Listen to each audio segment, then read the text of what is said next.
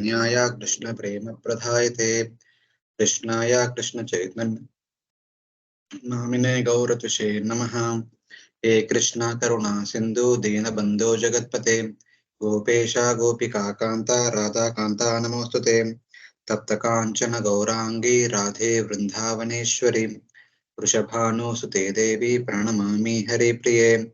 वाञ्छाकल्पतरुभ्यश्च कृपा सिन्धुभ्य एव च पतितानां पावनेभ्यो वैष्णवेभ्यो नमो नमः। जय श्री कृष्ण चैतन्य प्रभु नित्यानंद श्री अद्वैत गदाधर श्रीवासादि गौर भक्त वृंद। हरे Krishna Krishna Krishna Hare Hare Hare Ram Ram Ram Hare Hare.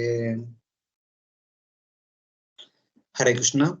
Welcome to all the devotees to our weekly Bhakti Yoga class.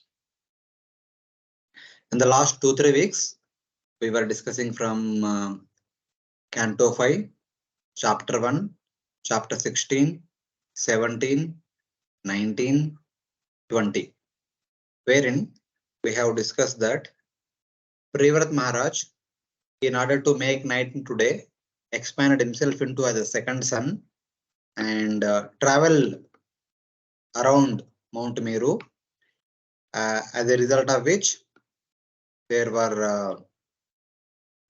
happened 7 ditches which divided the Bhumandala into 7 Dvipas, which are surrounded by 7 concentric oceans. So of the 7, first we have discussed elaborately about Jambu Dvipa, within which there are 9 mountains which divide the entire Jambu Dvipa into 9 Varshas, and of which the middlemost Varsha is known as Ilavrta Varsha. And there was elaborate discussion about Ilavrta Varsha in the Bhagavatam, what kind of rivers, mountains, facilities that are there in Ilavrta Varsha. The same things can be considered in 7 other Varshas. So along with Ilavrta Varsha, these 8 Varshas are known as Bhauma Swargas, and the 9th Varsha known as Bharata Varsha, which is known as Karma Bhumi, within which there are 9 further divisions. One of those 9 divisions is known as Bharata Kanda. That Bharata Kanda is our Earth globe. So these are some of the details which we discussed from the Jambudvipa point of view. And then from the Bhumandala point of view, in the remaining 6 Dvipas, the 5 Dvipas will have 7 mountains and hence 7 Varshas, 7 rivers, 4 category of people, etc., etc., etc. In the 7th Dvipa, there is 1 mountain and hence there are 2 Varshas and 2 rivers, etc., etc.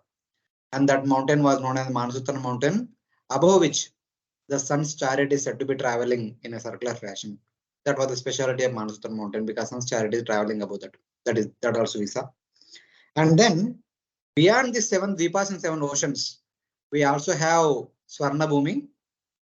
And surrounding that Swarna Bhumi, we also have Loka mountain. Surrounding that Loka mountain, we also have Aloka Varsha. So what is the specialty of this Loka mountain? The Loka mountain is a circular mountain. So Loka mountain is like a circular mountain, which is starting from the surface of the Bhumandala, going all the way up to the topmost point of the Swargaloka. So basically, in the villages, there were construction about water tanks. The overhead water tanks. In childhood, we used to see all the construction of it happens, and we used to go and hide inside the water tank, something like that. So now, for the people who are inside the water tank, normally it will be darkness. But if there is a light, that light provides light within the water tank, in the overhead water tank. And they think that because this light is there, inside only it is bright and outside is all darkness. The same way, the Bhagavatam says that within this overhead tank type Loka mountain, inside that we have Bhuloka, Bhuvarloka and Swargaloka. And within that we have Sun, Moon, Mercury, Mars, Jupiter, Saturn and constellation, nakshatra, everything is there in that only. And the light coming from Sun and Moon and other illuminating objects, it is restricted to within this mountain area. The light does not go outside the Loka mountain area. That's why outside area is called as Aloka Varsha, because there cannot be any brightness, because sunlight does not penetrate through Loka mountain and brighten the outside area. So in that way, so that is what is indicated in that section. So we have seen some details about that. And after this Aloka Varsha, there is some empty space. As a result of that, the Bhumandala can fall down into Garbhodaka ocean. But Shesha is holding the entire Bhumandala, who is taking support of Kurma, who is floating in Garbhodaka ocean. We will discuss about Shesha, Kurma and all later on when we come to 25th chapter. But currently we are focusing on Bhumandala. So that is the discussion. So this is from Bhagavatam. So Bhagavatam talks about some of the important aspects of this Bhumandala. So then today we will be discussing from Bhugola Varnanam. It is a book written by Sri Vadiraja Tirtha, one of the great scholars in Madhva Sampradayas. And in that book, he talks about the entire universe with greater details. So whatever points are missed in the Bhagavatam, by referring to this text, we can understand, so that we can have more appreciable understanding of the Bhumandala. First, for today, the Bhumandala. Eventually, later on, we also discuss about other sections. So there also we have little more enhanced understanding of the rest of the universe also. So today we'll be discussing from this part of the book. This may not be there for your exam, but this will help us understand the topic in a better way. So today we'll discuss from this book only. Maybe in the next class also we'll discuss a little bit from this book, and then we'll continue with our prayers by the descendants of Jambudvipa. That will go for 1-2 classes. With that, our first part will be over. Then we will have a grand one exam. Then we will go into 21st chapter onwards. So like that. So these are some of the topics which we will discuss from this presentation.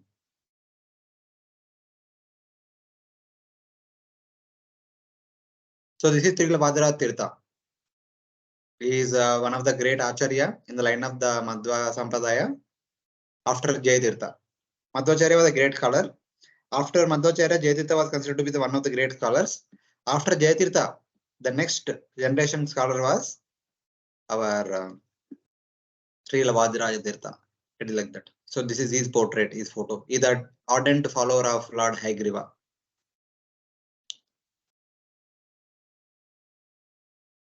So before going further, anyone has any questions from the previous discussion? Hare Krishna, Prabhuji. Yes, Mataji. Prabhuji, you gave the example of that water tank. So up to the Swargalok, it is enclosed. They are all enclosed in the water tank. Yes, yes. And Bhuloka, Bhuvarloka, Swargaloka, all three are within the water tank only. And then the Maharlok, Janalok, Tapalok, they don't get any light from the sun. They don't require sunlight. They are self-illuminating. In those 4 lokas, there is no concept of day and night. The entire day of Brahma is the daytime for them. There won't be any night for them. Okay. Okay. Thank you very much. Hare Krishna. Yes, Mataji. Prabhuji, there are a few questions. If the time is less, you can tell me. First thing is whether the Lokaloka mountain is visible, because it is saying now that it extends, the height of it extends from this Bhumandala. So we will discuss this point in this presentation. Maybe today or maybe next week. If we come to this point, we'll discuss today, or otherwise we'll discuss. Why can't we see? No, you are talking about Lokaloka mountain. What to speak of Lokaloka mountain? The very close by things like Mount Meru and the Greater Himalaya. So itself we can't see. Why we can't see? That point we'll address when we come to that point.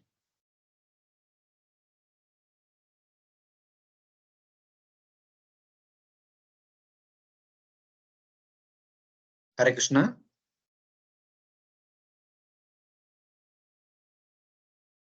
Can others hear me? Now we can hear you. Okay. Okay. Yeah, I was saying, Prabhuji, that I hope I'm audible, Prabhuji. Yes, yes. Yeah. Yeah, Prabhuji, I was saying that like how we see the various luminaries in the sky, means various stars and things like that.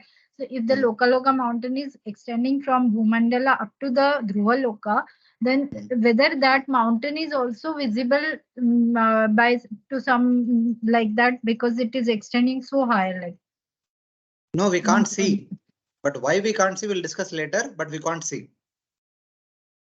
Okay. And Hare then one Krishna. more thing. Yeah. Okay. You continue, Mataji. No, you continue your question. I thought you finished. Okay. Yeah, Prabhuji, I was wondering, like in all the Varshas, we saw that there are 4 categories of people which resemble to the Brahman, Kshatriya, Vaishya, Shudra over here on the earth, what we say. So, but we also discussed now that only the Bharat Varsha is the part which is Karma Bhumi. And other parts are the Bhauma Swargas. There is no karma account predominantly which is taken into account. So then why these 4 gradations are required, Prabhuji, there? Because anyways, whatever karmas they do, it is not going to be accountable for anything. No, it is not like that. It is not accountable. See, when you say it is karma bhumi means the karma takes the precedence than other things. But in other place also they perform activities.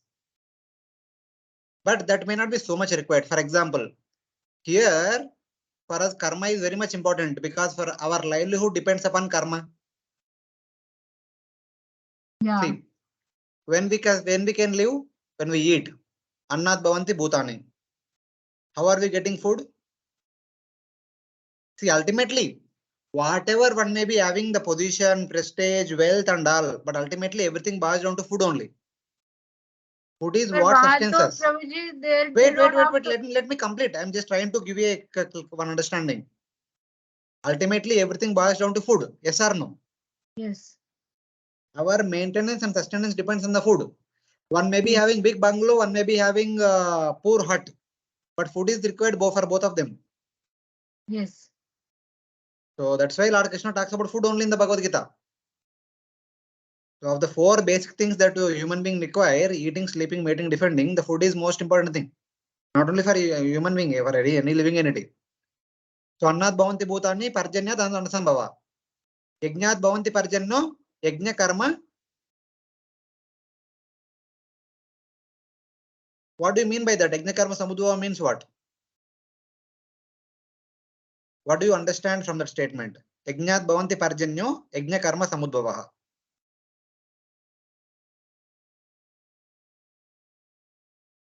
So whatever yajna is performed, the karma, I don't know, Prabhuji. See, ultimately, our sustenance depends on the food. Food comes from the rain. Rain comes from the performance of yajna. Yajna means literally yajna. But everyone cannot do yajna. How everyone can accomplish yajna? By performing their respective varnashram duties. Is as good as performing yajna.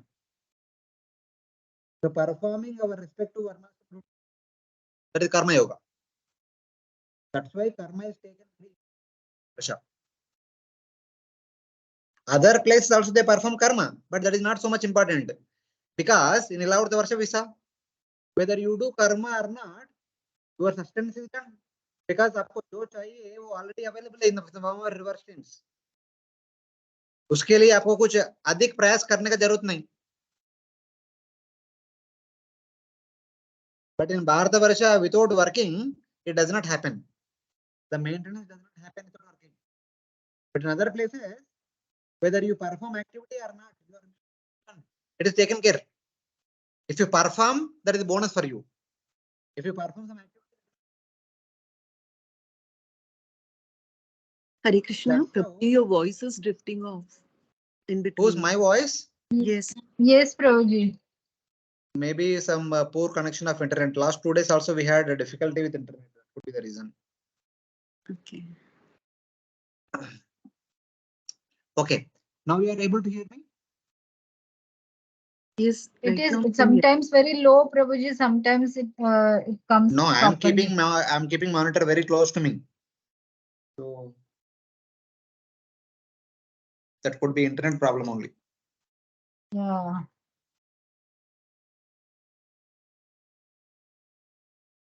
Hare Krishna. Is it better now? Yeah, better now. Yes, Prabhuji. Okay. Thank you. Because So in between whatever you spoke, we couldn't hear anything. I was telling same thing. This thing only. In Bharata Varsha, every living entity's sustenance depends upon performance of varnashram duties. In other places, whether they perform some duty or not, the maintenance is done automatically. Because things are, whatever things required, they're automatically available. If they do some activities, that is a bonus for them. So in that way, Bharatavarsha is considered to be Karma Bhumi, other places are considered to be Swarga Bhumis.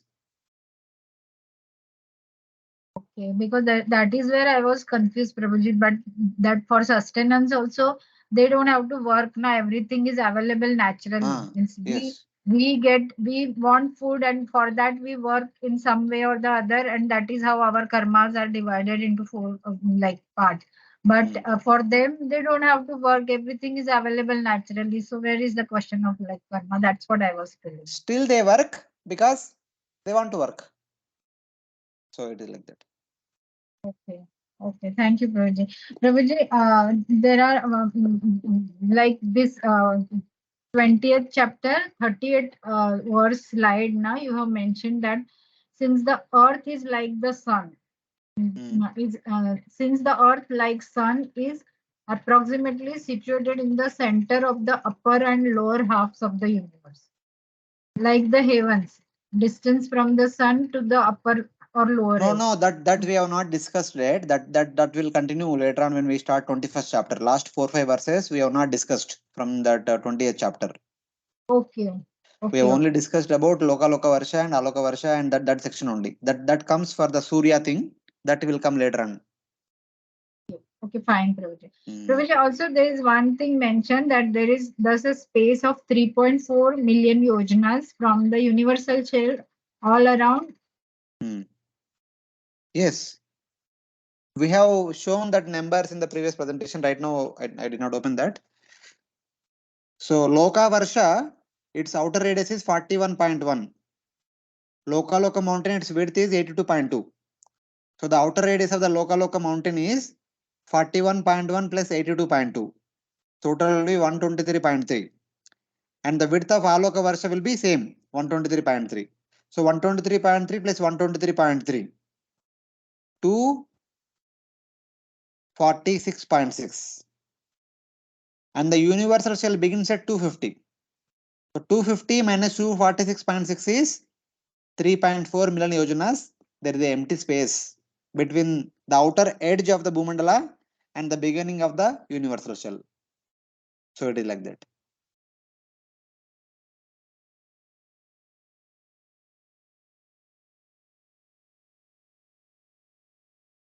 So it's basically, this is the universal shell, it is beginning here, and the Bhumandala is somewhere in the middle. And between those two, there is some gap. That gap is indicated there. So like that.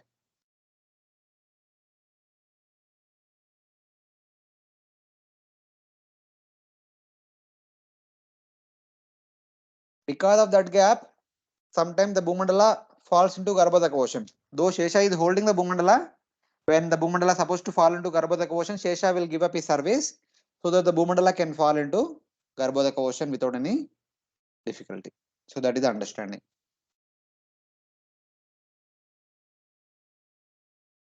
Hare Krishna. Hare Krishna. Yeah, sorry, Prabhuji. My internet went poor and it dropped. I didn't understand but I will hear the recording. So, but anyway, here today we'll discuss about that. The topic will be repeated. Whatever we discussed, everything will be repeated now in this section. So it is like a revision of the entire thing that we have studied in the past. Yeah, and one more thing, Prabhuji, I just wanted to know that it has been about that 4 elephants, na Prabhuji. It has been mentioned that they are responsible for supporting all planets of the universe, and they are established by Brahma. And the elephants remain there. They are established by Brahma, like that it is mentioned. So, and it is also in that shloka, Prabhuji, it is mentioned that sometimes they are the expansions of the Lord Himself. So what it means, like how can the expansions of the Lord be manifested through Brahma? Like Vibhuti. Expansions of the Lord means they are not Vishnu Tattvas, they are Vibhutis. Okay. And that way also means how the Varahadev appears through Brahma. It can something like that. We can No, think. no need to compare with Varahadev. You compare with how Devatas appeared from Brahma, how the great sages appeared from Brahma. They are all Vibhutis, no? The Devatas and great Okay. sages. So how they appeared from Brahma, like that. Okay. And Prabhuji, it is mentioned that they are responsible for supporting all planets of the universe. So Srila Earth Prabhupada is actually one. translates it like that, but we don't have to take it like that. They are responsible to balance the Bhumandala. Technically, they are responsible to balance the Bhumandala, but Srila Prabhupada does not go into technical details. Very rarely uses the Bhumandala. Srila Prabhupada. Prabhupada Okay. always says that earthly planetary systems. Okay. So, if you see the terminology Prabhupada uses, he does not use Bhumandala many times. Maybe once or twice he might have used, but not regularly. He does not use. Okay. And one thing which I really found very difficult to understand, Prabhuji, in the 41 verse Parpatna, it is mentioned that the word Atma Maya refers to the Lord's personal potency, Yoga Maya. And after creating both the material world and spiritual world through Yoga Maya, the Supreme Personality of Godhead personally manifests, maintains them by expanding himself like that. So after creating both the material world and spiritual world means what, Prabhuji? Means spiritual world was created at some point of time. It is not eternal. That I don't know. Why Prabhupada writes like that, I don't know. See, like some general comments, it's like create material world is created again and again. Spiritual world is once created. Once it has created, it is there eternally. So in that way. Okay. And It's like Prabhuji, again the question comes, na, who is first? Hen or chicken? So in order to establish that Lord is first, Lord is first, then Lord created the spiritual world. Lord created all the living entities. So something like that. okay. Because From that point generally onwards, we everyone is say na, eternal. Because generally Prabhu ji भी से ना जिसका शुरुआत है उसका अंत भी होगा like that in general lectures also so many times we hear like that the See, one thing matter is has that property. Matter has that property of beginning and ending. Spirit does not have that property. हाँ that's what okay See, from our okay point of view, everything is eternal. But from Lord's point of view, since He is the source of everything, that everything includes spiritual world also, na? That everything includes all of us also. Okay So when He is the source, that means from Him we all appeared once. If we have not appeared from Him, so He is not our source. We will be our own source. that there is no doubt Prabhu ji like we have been of course Then okay, na? Then He has created once. Then there is no problem. So our material logic of everything created will destroy should not apply to the spirit. maybe because we let's means I will not enter into that discussion because then it will be totally because they always say na that jiva is a part and parcel, eternal part and parcel of the Lord. Because usually it is said that part and parcel means he's eternally separated fragments of the Lord. But एक बार तो Otherwise, separate हो गया ना, एक बार तो separate हो गया ना. Part मतलब किसका part? बट प्रभु जी उसमें वो फिर डिस्कशन आता है दैट एक बार सेपरेट See, if हुए he is not separated from someone, he will not be called as part of someone. If both of them are existing eternally, then both of them are eternal, and both of them individually they are source of themselves. but when It is we simple. study I don't. no, but Prabhuji, when we study the qualities of the soul, it cannot be cut. It cannot be made into pieces like that. We say so. How can it be cut then from the Lord like that? It comes now like See, how can don't think too grossly. See, you go to a mystic person. A mystic person, by his own mystic potency, he creates an apple fruit. Who is the source of this apple fruit? that person How it has come? through whatever his mystic powers, Did he whatever cut he his bodily have fingers and hands and he created apple from the body, or how it is? no, he just created without cutting Is there any anything. transformation within him? No. They like that. If a normal Oh. mystic person only can create something, then what is because Supreme Lord? See, don't compare Supreme Lord with the grass matter, like you cut sabji in the kitchen. So when you say cut, it is not the cutting sabji in the kitchen. Yeah. So when you cut the sabji in the kitchen, you say that these are the pieces of the same original sabji. That logic cannot apply in the spirit.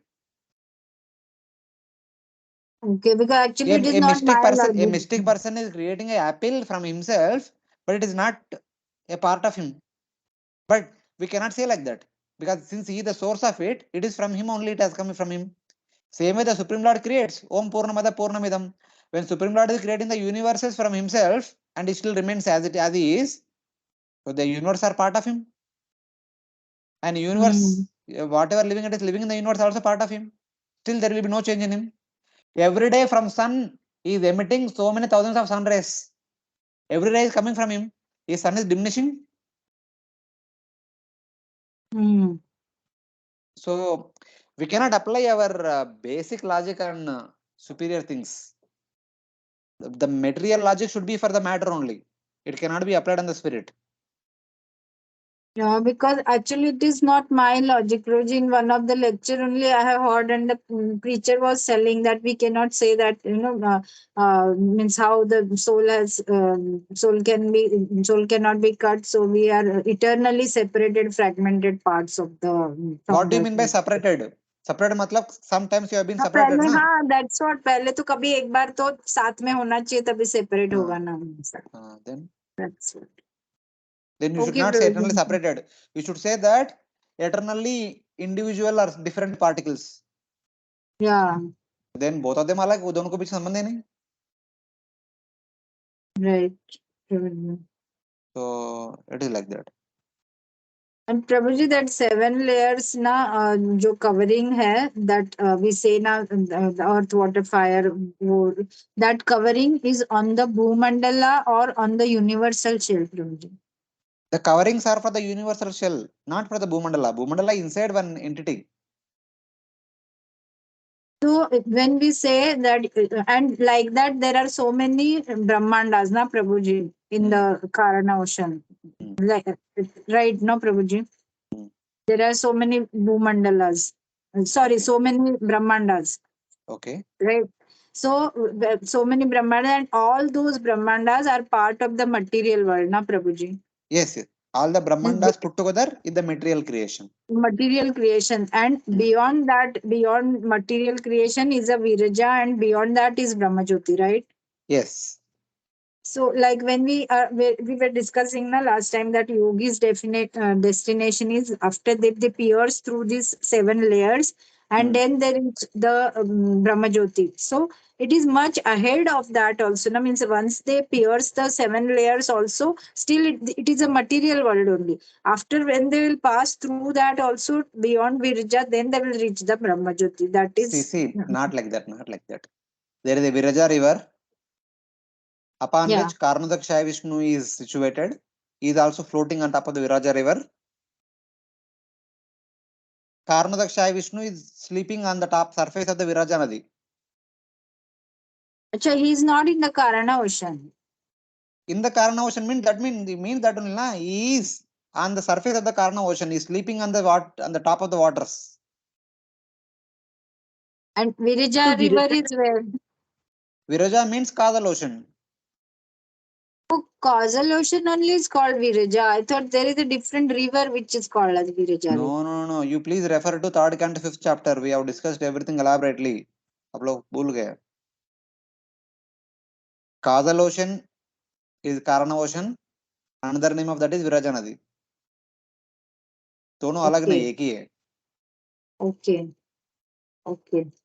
So मतलब वो ब्रह्मांड, एक ब्रह्मांड से बाहर आता है पूरे 7 कवरिंग से, अगर योगी when he comes out, then he is in the Karana ocean somewhere. So he is nearby Brahmajyoti, like that, na? अभी मैं पूरा किया नहीं. See, there is water.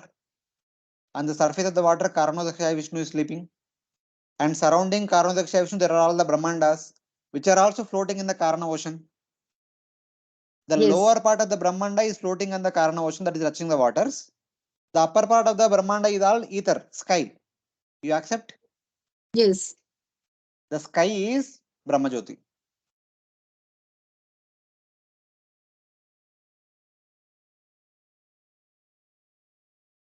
Okay, मतलब material world के just above the ether part वहां से ही ब्रह्म ज्योति चालू होता है, like that. So the universe, a Brahmanda which is floating in the water, assume that half of the Brahmanda is inside the water because the Brahmanda will have some weight, na? It will be like little portion inside. So assume that half of the Brahmanda is inside the water, other half is in the ether, upper side. The ether is all Brahmajyoti. Okay. So when you come out of the universal layers, you enter into Brahmajyoti. You enter into ether. Ether means Brahmajyoti. Okay, understood, Guruji. Yeah. Thank you, Guruji. Later on, Bhagavatam 3rd canto in the 726 chapter, it said that there is the 8th layer also. In addition to 7 layers, Prakriti is considered to be the 8th layer. There is also another layer which is not widely talked about, so we should consider the 8th layer. So we need to pass through the 8th layer. After crossing the 8th layer, we enter into Brahmanda. It is like that. Okay, means jo 7 layers we say, after that outer covering is Prakriti, like that. Prakriti itself is acting as the 8th layer. So it is like that. Okay, so Prakriti means that will also be the subtle layer, Prabhuji. Subtle layer only. Just like Ahankara, Mahatattva, like that. Prakriti is much more subtle than Ahankara, Mahatattva. Oh, okay. Okay. Guruji, and one more thing is in 44th verse now it is mentioned that Hiranyagarbha, there are 3 things mentioned under Hiranyagarbha. The Brahma is also called as Hiranyagarbha. Okay. Now that Hiranyagarbhandal, now it is not about the topic. Leave it. So don't discuss that. Okay, fine, Guruji. If you want to know more details about Hiranyagarbha, please read 3rd canto 6th chapter. So there is elaborate discussion about that understanding of Hiranyagarbhandal. You read there, you will understand what Hiranyagarbha is all about. Okay, Prabhuji. We have already discussed it. Okay, Prabhuji, one last thing means when we say that earth means we say because we are staying on the earth planet, everything is earth means the mitti, what we say, that is the earth. Na? So that is only for the earth part, and beyond the earth part, like that. There are so many varshas now we saw, and so many in Jambudvipa also. So all those part, what it is means there also earth is there or something else is there, Prabhuji? All the Bhumandala is Bhu only. They are all made up of the earth element only. Earth element. Okay. Yes. Okay. Okay, thank you, Prabhuji. And that's sun ka position that you will be discussing in more detail today, na Prabhuji, because that actually Not today. 21st chapter. When we go to 21st chapter, that time we'll discuss. Maybe after 2-3 weeks. Okay, because there are a lot of difficulties in understanding how the sun We have is not in the middle. gone there. No need to worry about that. Okay. Mataji, you have some question? Hare Shweta Krishna. Ganga Mataji. Yes, Mataji. Yes, Prabhuji. It's a small difficulty understanding. Prabhuji, you said Manasottar mountains, they go all the way up to Swargaloka. No. Loka mountain goes all the way up to Swargaloka, not Manasottar mountain. Okay. Manasottar mountain height is only 10,000 yojanas. Okay. The Lokalok mountain, how do they go up to Swargaloka? Means the height of the mountains is up to the Today I'll show you some images. There you will, maybe a couple of slides later that will come. That time we will show. That's why I gave the example now. The overhead tank in the villages. I mean, at least, in the childhood I used to climb up and then it's like that. So it's like a circular well kind of thing inside which everything is empty, and then there is a circular wall which is going to, maybe it is around 10 to 15 feet. It would be generally like 1 floor height, little more than that sometimes. Yes. So that height, the topmost portion is like the end of the Sargaloka. Okay. Yes. That also we'll discuss more details in 21st chapter. When we come to 21st chapter, we'll get into more details. But still, in today's presentation, I'll show you some references. What do you mean by Borloka, Sargaloka, where exactly located and all. When we come to that picture, I'll show that. Okay. Thank you. Other devotees have any questions? Hare Krishna, Prabhuji. Yes, Manoj. One thing I wanted to know, how is this Bhumandala place? You said that there's some space between the Bhumandala and the outer cover of the universal shell.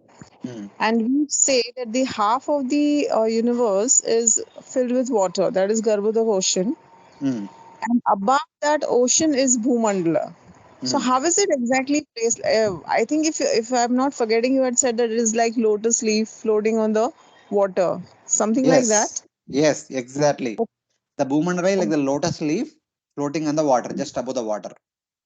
Just above the water, it is floating already. Actually, it is not exactly floating, but in between the lotus leaf and the water, there is Shesha. Okay. And And Shesha taking support of Kurma. Okay. Kurma is floating in the water, and the back of Kurma is Shesha.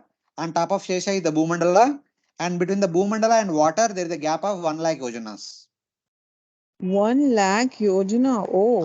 Yes, 1 lakh yojanas. But then I was thinking if it has to fall down for Lord Vara to retrieve. I mean, कितना कैसे गिरेंगे वो? 1 lakh योजना है तो गिरेंगे obviously. Okay. ठीक है, I understood. Thank you. And just one, this could be a stupid question, but Mataji was asking now how we are part of Lord and all. So part we understand. Why we are called parcels also? See, that is British English. When Prabhupada studied in Scottish Church College, they used to tell like that, part and parcel. That is their way of terminology. Our Okay. Sanskrit says Amsha. You understand Acha. Amsha? Amsha means what? Yeah, part. The English translation of Amsha is part and parcel. Oh, okay. That is the British English. They call like that. Why and all, I don't know. But since Prabhupada wrote it, we repeat it. So we are Amsha of the world. That's okay. Okay. So Thank you. one at one time one devotee was telling that. See, Om Purnamadam Purnamidam is there, na? See, our understanding of parcel means what? So we say that parcel means I am sending some material after packing it nicely. It is a parcel. If you got a parcel, please go and collect it. The postman has come or the courier boy has come and collect the parcel. Parcel means it is a enclosed box which has everything within it. Yes. Though it is a part, but still it is complete. Om Purnamada Purnamidam. Yes. So वो भी पूर्णा उनसे जो भी आया वो भी पूर्णा. So something like that. He explained once, one of the speakers. Okay. But that is British So English. Yeah, we are individual parcels, still appear to be complete. Okay. Thank you, Bobby. I think I can go ahead now. Other devotees have any questions? Okay, fine. See, whatever we have been discussing till now in the past classes, everything will be repeated now. It is not that one time only we are discussing. We are happy to discuss multiple times. We are happy to see that devotees are having a lot of questions. That means they are trying to understand seriously. So thank you very much for that. So here, Brahmanda. Brahmanda by definition, it is a spherical golden shell. Brahma's anda. So in that way, whose internal diameter is 500 million yojanas. This is the Brahmanda. You see, this is a spherical shell. Since we cannot show sphere in a 2D surface, so it is shown as a circle. It is basically a cut, the cross section of the 3D sphere. When you cut exactly in the middle, what you see, it appears to be like a circle. So within that, the lower half of the universe is filled with water, which is known as Garbhodaka ocean. The upper half is filled with ether as well as air. So ether means sky. You can see the sky here. And just above this water, as we were just discussing, the Mataji was asking, is it just above means it is floating in the water or what is? So in between the Bhumandala and water, there are personalities like Shesha and Kurma. But so just above the water. Now, for now, just above the water, there is a Bhumandala which has got 3 divisions. The innermost division is known as circular earth in the Bhugola Varnanam. The second region is known as Andatamas. The third region is known as Ganodaka. Ganodaka means Ghana Udaka, solidified water.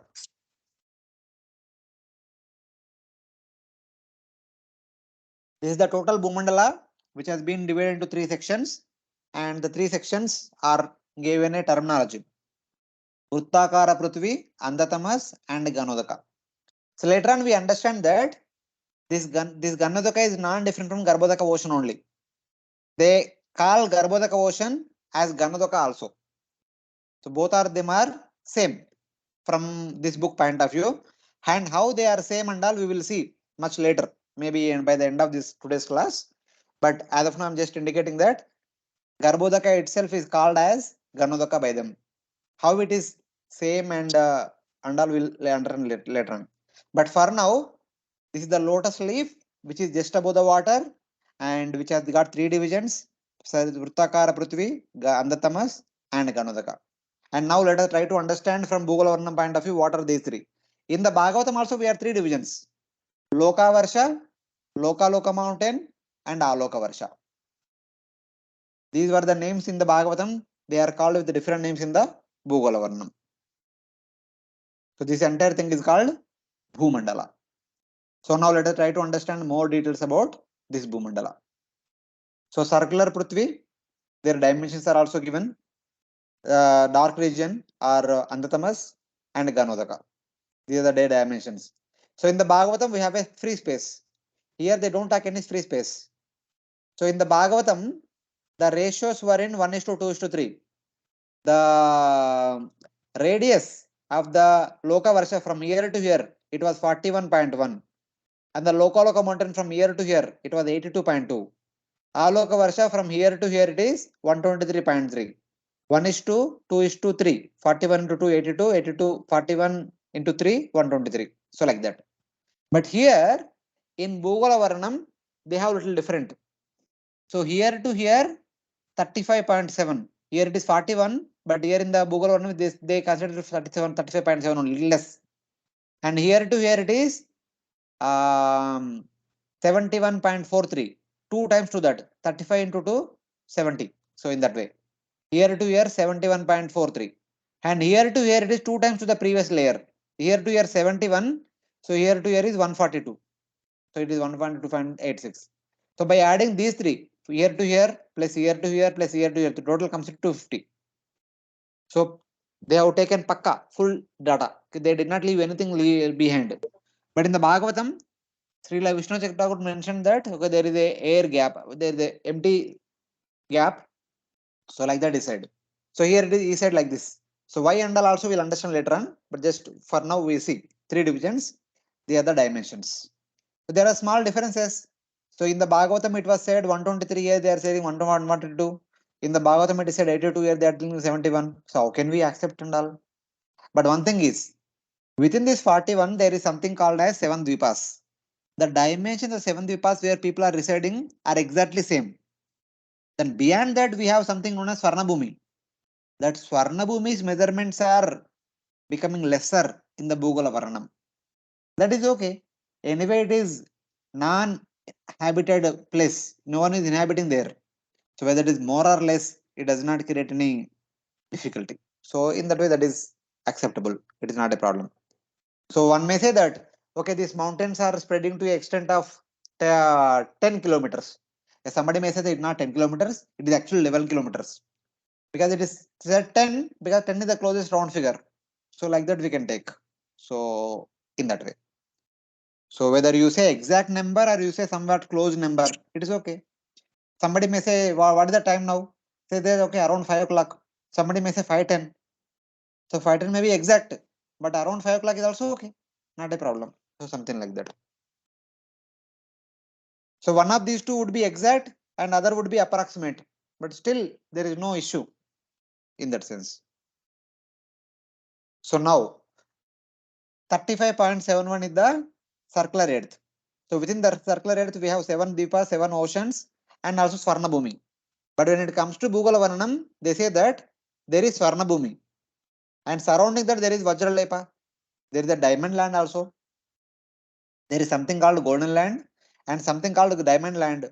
And surrounding the diamond land, there is something third one is also there. That is called Brahmabhumi. So in the Bhagavatam, it just briefly mentions about Swarnabhumi and moves on. But Bhugola Varnam, it goes into details. No. Swarnabhumi has multiple details. For us, Gold is costly. More costlier than gold is diamond. So gold itself is more than for us. So diamond के बारे में बात करो ना बात करो चलेगा अभी. So something like that. So in that way. But Bhugola says, so you may have doubt, why should I accept Bhugola written by somebody recent person? But Ramayana talks about this diamond land. There is a mention about golden land and diamond land also in Ramayana. Sugriva talks about them. That also we'll discuss maybe later part of this presentation. May not be today. Some maybe next week we'll discuss that. So there is a consistency among the scriptures. And Vayu Purana elaborately talks about golden land, diamond land, and all. For those who are interested in details, they can read Vayu Purana and Vishnu Purana. You will get more details. Bhagavatam Sukadeva Goswami just it quickly touches important aspects and moves on. It does not get into details. So in that way. So it is like that. The one Swarnabhumi has been divided into three parts. Swarnabhumi, Vajralepa, and Brahmabhumi.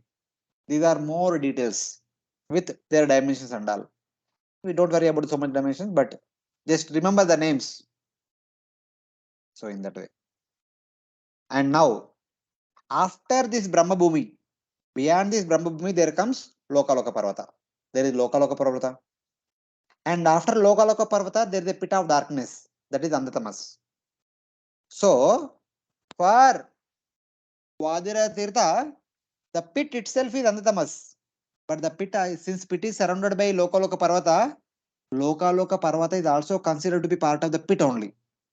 Why it is considered to be part of the pit, we will not understand now at this point of time. Maybe end of this today's session, we'll understand that. Why it is considered to be like that. And there is a number mentioned here. That also will understand then only, not now. That it is called, is also called as Adogati, the downward path. For whom it is Adogati, why it is Adogati and all, we will discuss. We will discuss now, but it will be shown later on. It is called the principle of darkness, a region of complete darkness. Its depth is high. It extends even higher than the Lokaloka mountain. The total depth of this Adogati is 5.16 million yojanas. The total depth of this pit of darkness is 5.16 million yojanas. How and why? We'll see little later. And this entire area is petrified darkness, like water turned into ice. It is basically a icy region as well as dark region.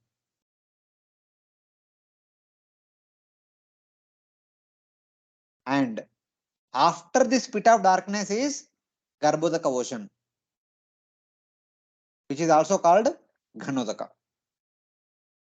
They actually call Garbhodaka ocean as Ghanodaka, and that is there. So currently I'll show one or two pictures from the Bhagavatam understanding. I'm superimposing Bhugola Varnanam. But after some time, maybe after half an hour, I'll show you the actual picture of Bhugola Varnanam. Then this understanding will become everything clear. So for now, so we know the Bhumandala to be like a disc which is floating just above the Garbhodaka ocean. So this is the disc. This is the disc, the Bhumandala disc. So this is the this is Mount Meru, and here is Bharatakanda. Here is Pole Star just above Mount Meru, somewhere above. So the moon is said to be revolving around the center of Bhumandala, just above the Bhumandala at some height, somewhere here. And sun is said to be revolving around Mount Meru at a far distant. And here comes the Lokaloka mountain. So the Lokaloka mountain is starting from the Bhumandala, going all the way in height up to the point of pole star, equal to the pole star. So from the Bhumandala, from the surface of the Bhumandala to the moon, this space is called Bhuvarloka. This is Bhuvarloka. And from the moon to pole star, this space is called Svargaloka. Bhuloka, Bhuvarloka, and Svargaloka. Three of them are inside the Lokaloka mountain range only. This is actually a circular mountain. I'm showing a cross section. So in that way, if we cut exactly in the middle, we see the front view. In that front view also, from the center, we are seeing only on the right hand side. The left hand side we are not seeing. So it is like a circular mountain. I should have shown the mountain like this, but I did not show like that. I only showed here. So in that way. Hare Krishna Prabhuji. Mataji. Prabhuji, the moon is higher than the sun from Bhumandal? In the Bhagavatam, it is said like that, but it will not remain there. The moon also goes up and down, and sun also goes up and down. The details mentioned in the Bhagavatam, according to that, the moon on that particular day, moon is above, sun is below. But later on, couple of days later, the moon will come below and sun go above also. This is the regular recurrent phenomena. It goes up and down. That regularly happens.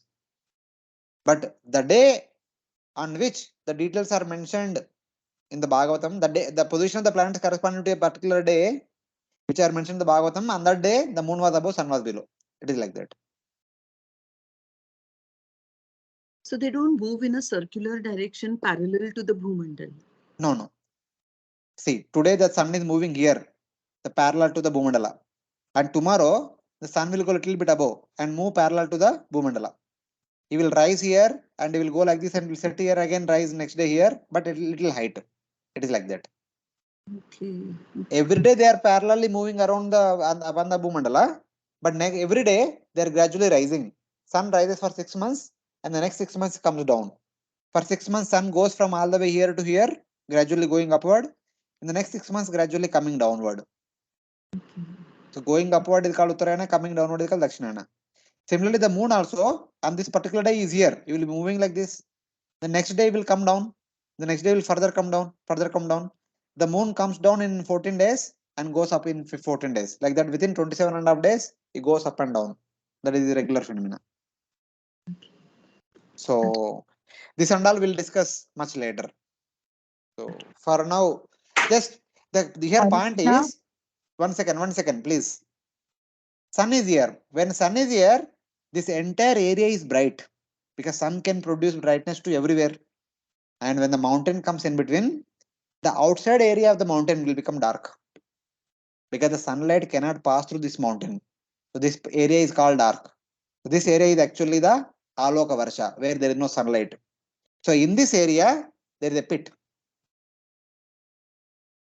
The height of the mountain from here to here, it is 3.8 million yojanas.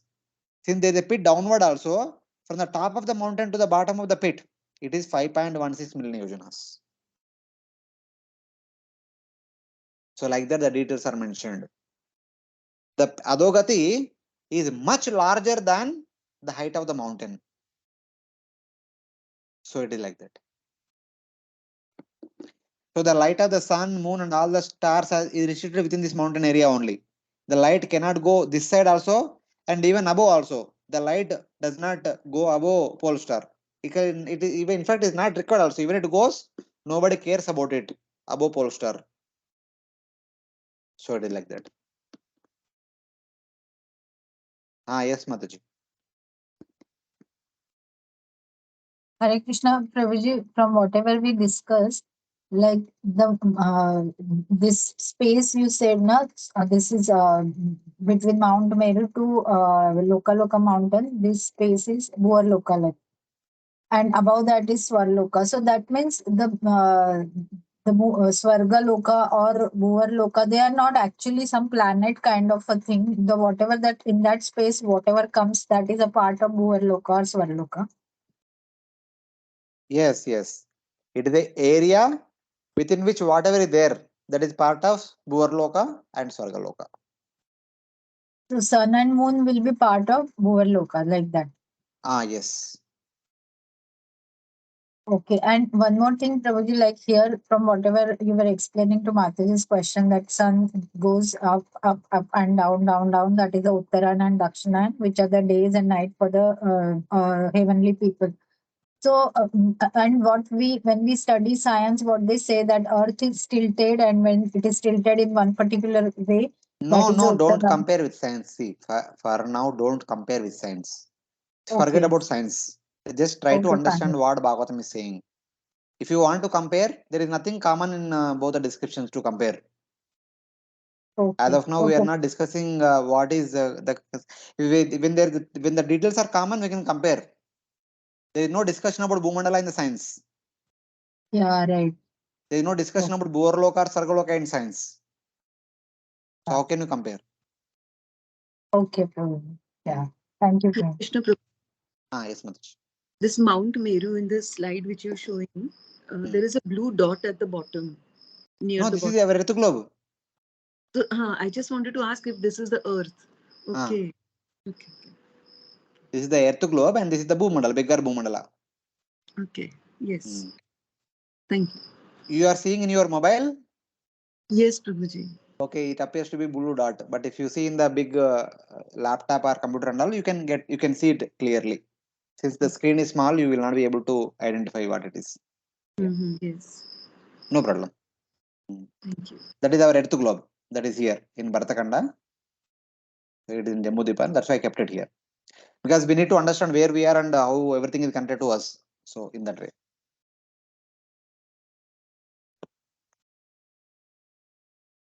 Okay. Now let us go further details.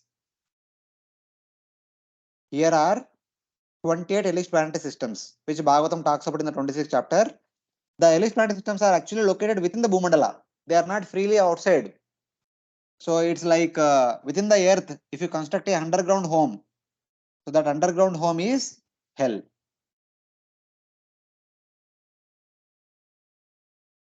Even the lower planetary systems are within the. They are also underground. That I'll show in the next picture. They are located in between. They are also underground homes.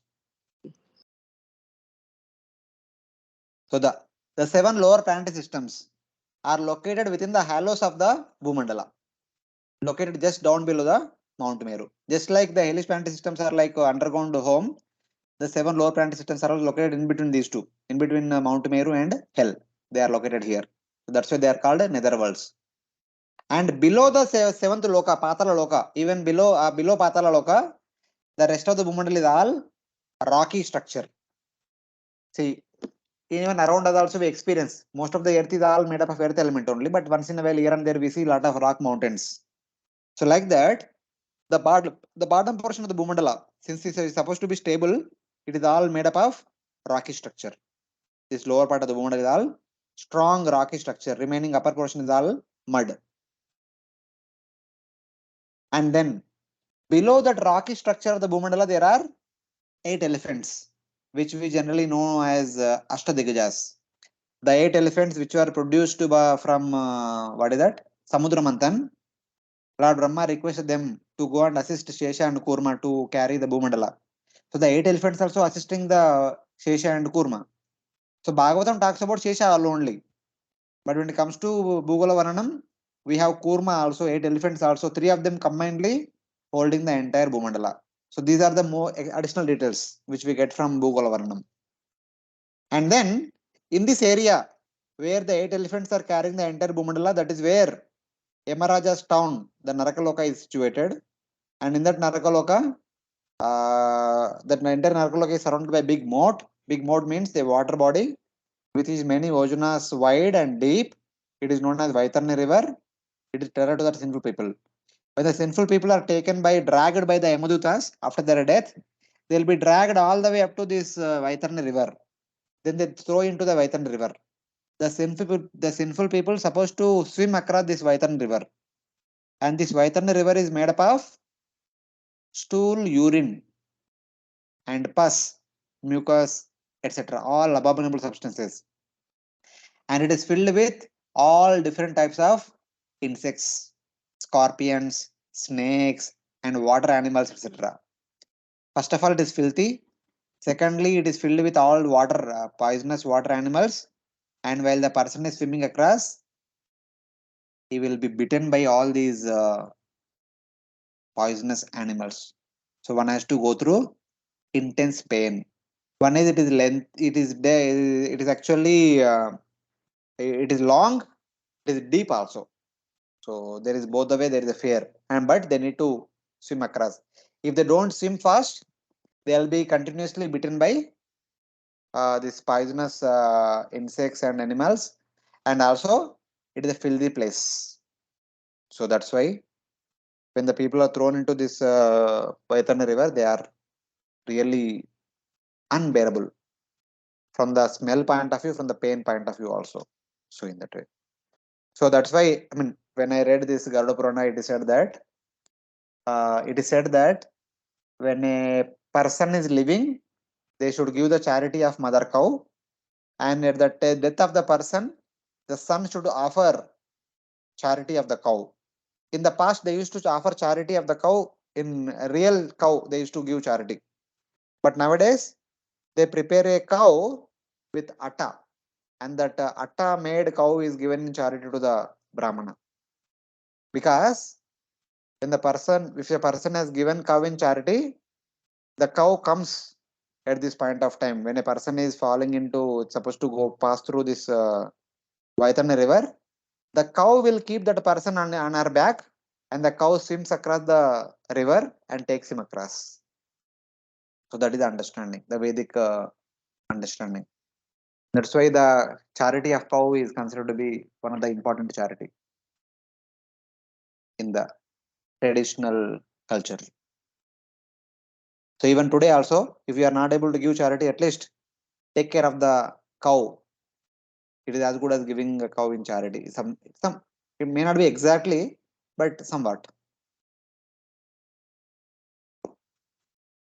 So it is like that.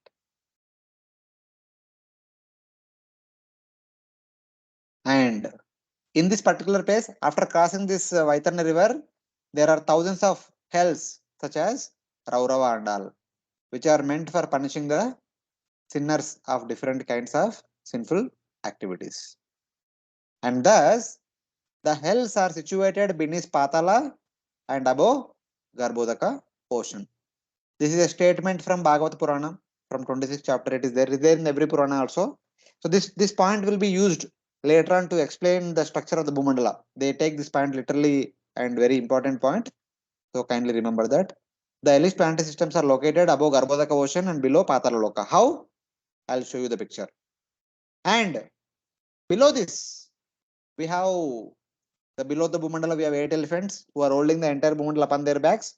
The 8 elephants are taking support of Shesha, who is taking support of Kurma, and Kurma is floating in the Garbhodaka ocean. This is the overall picture.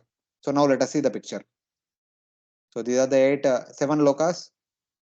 Here is our hellish planetary systems. Here are our 8 elephants. So it is like that.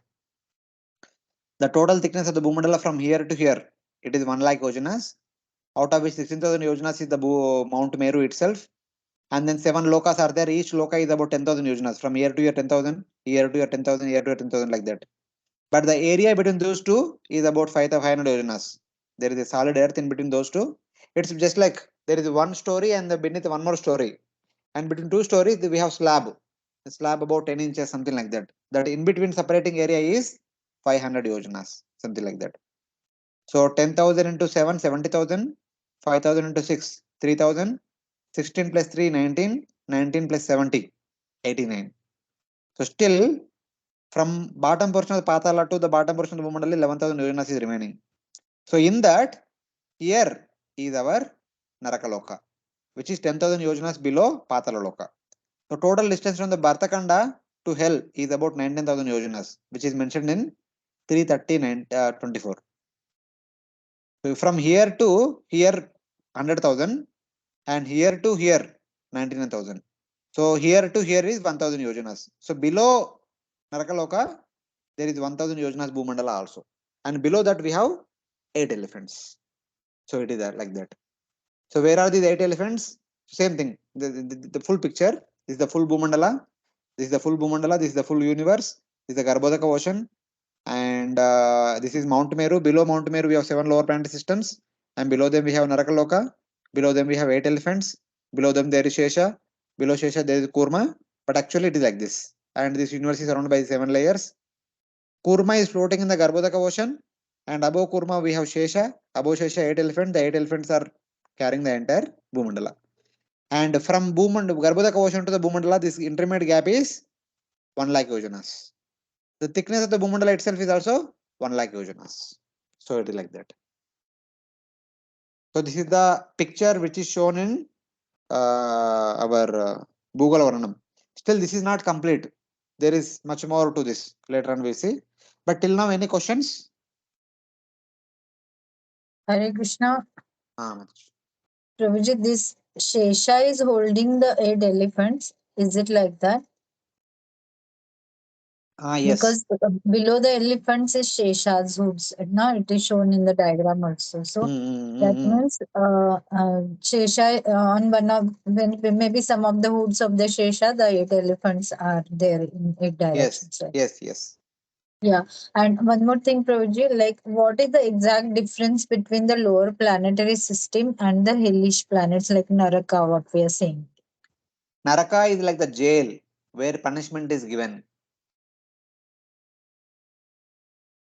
Are you getting? And Naraka is basically a jail where punishment is given to the people who perform sinful activities.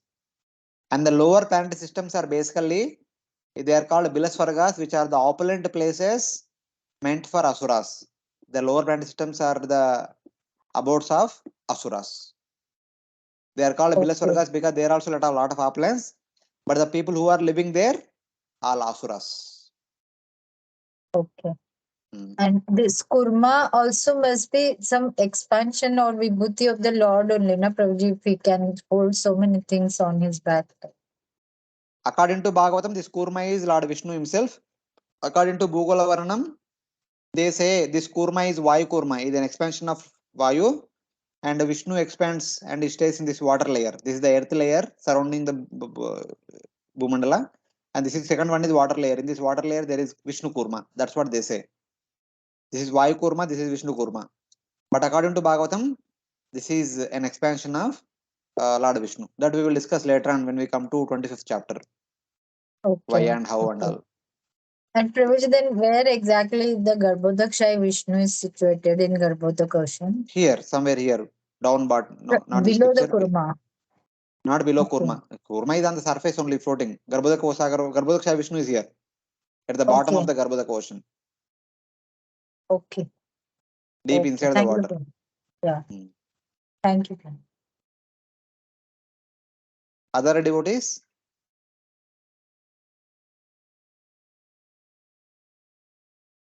Hare Krishna, please. If you are not able to follow or not able to understand, please ask question. Otherwise, it is gone. Once gone. Yes, Mataji. Hare Krishna. This Samyamani, this Yamapuri, below the hellish planets. I mean, below, after this river, before this river Vaitarna, is this place called Samyamani, or the one on top of Mount Meru is Samyamani? See, basically, this is the original Samyamani, but wherever Yamaraja's townships are there, all those places are also called Samyamani. For example, in India, Birlas are there. The Birlas are actually staying in Bombay. But Birlas also have a bungalow in Puri, Jagannath Puri, where adjacent to that our Kartik Yatra Pandal happens.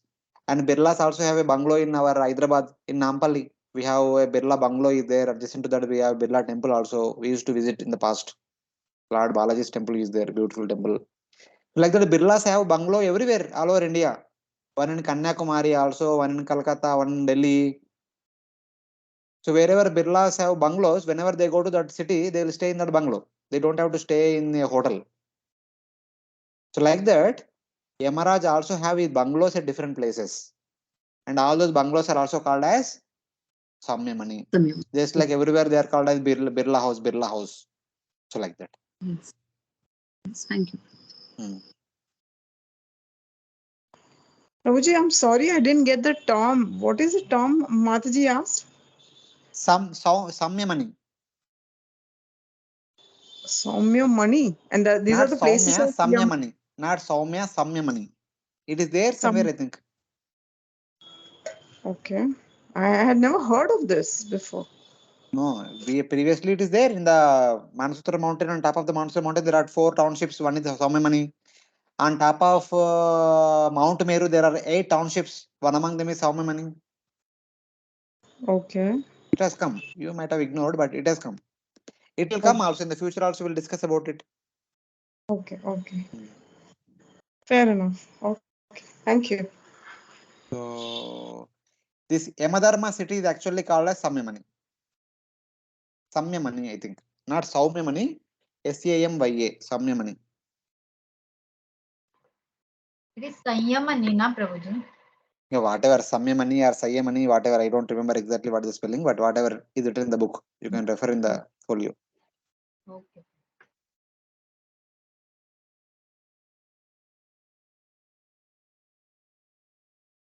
Okay. I think here is a small video about these lower planetary systems. I'll just go back and again restart so that you'll be able to get it.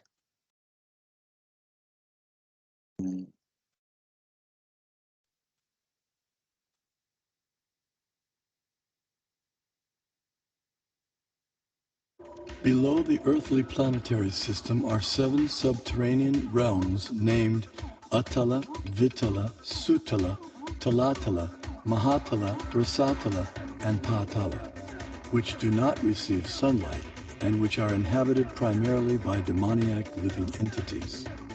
To reach the first one must go 80,000 miles downward through underground tunnels. At successive depths of 80,000 miles are the remaining 6 netherworlds, all of which are fully developed underground civilizations. In the 4th level downward, Talatala Loka, lives the magical architect Maya Danava, who has designed many brilliantly decorated cities where proud materialists reside. Below the netherworlds are the 28 hellish planetary systems. The demigod of justice, Yamaraj, judges the unrighteous human beings after their deaths and sends them to one of these planets. There, errant souls are administered appropriate punitive measures corresponding to their misdeeds.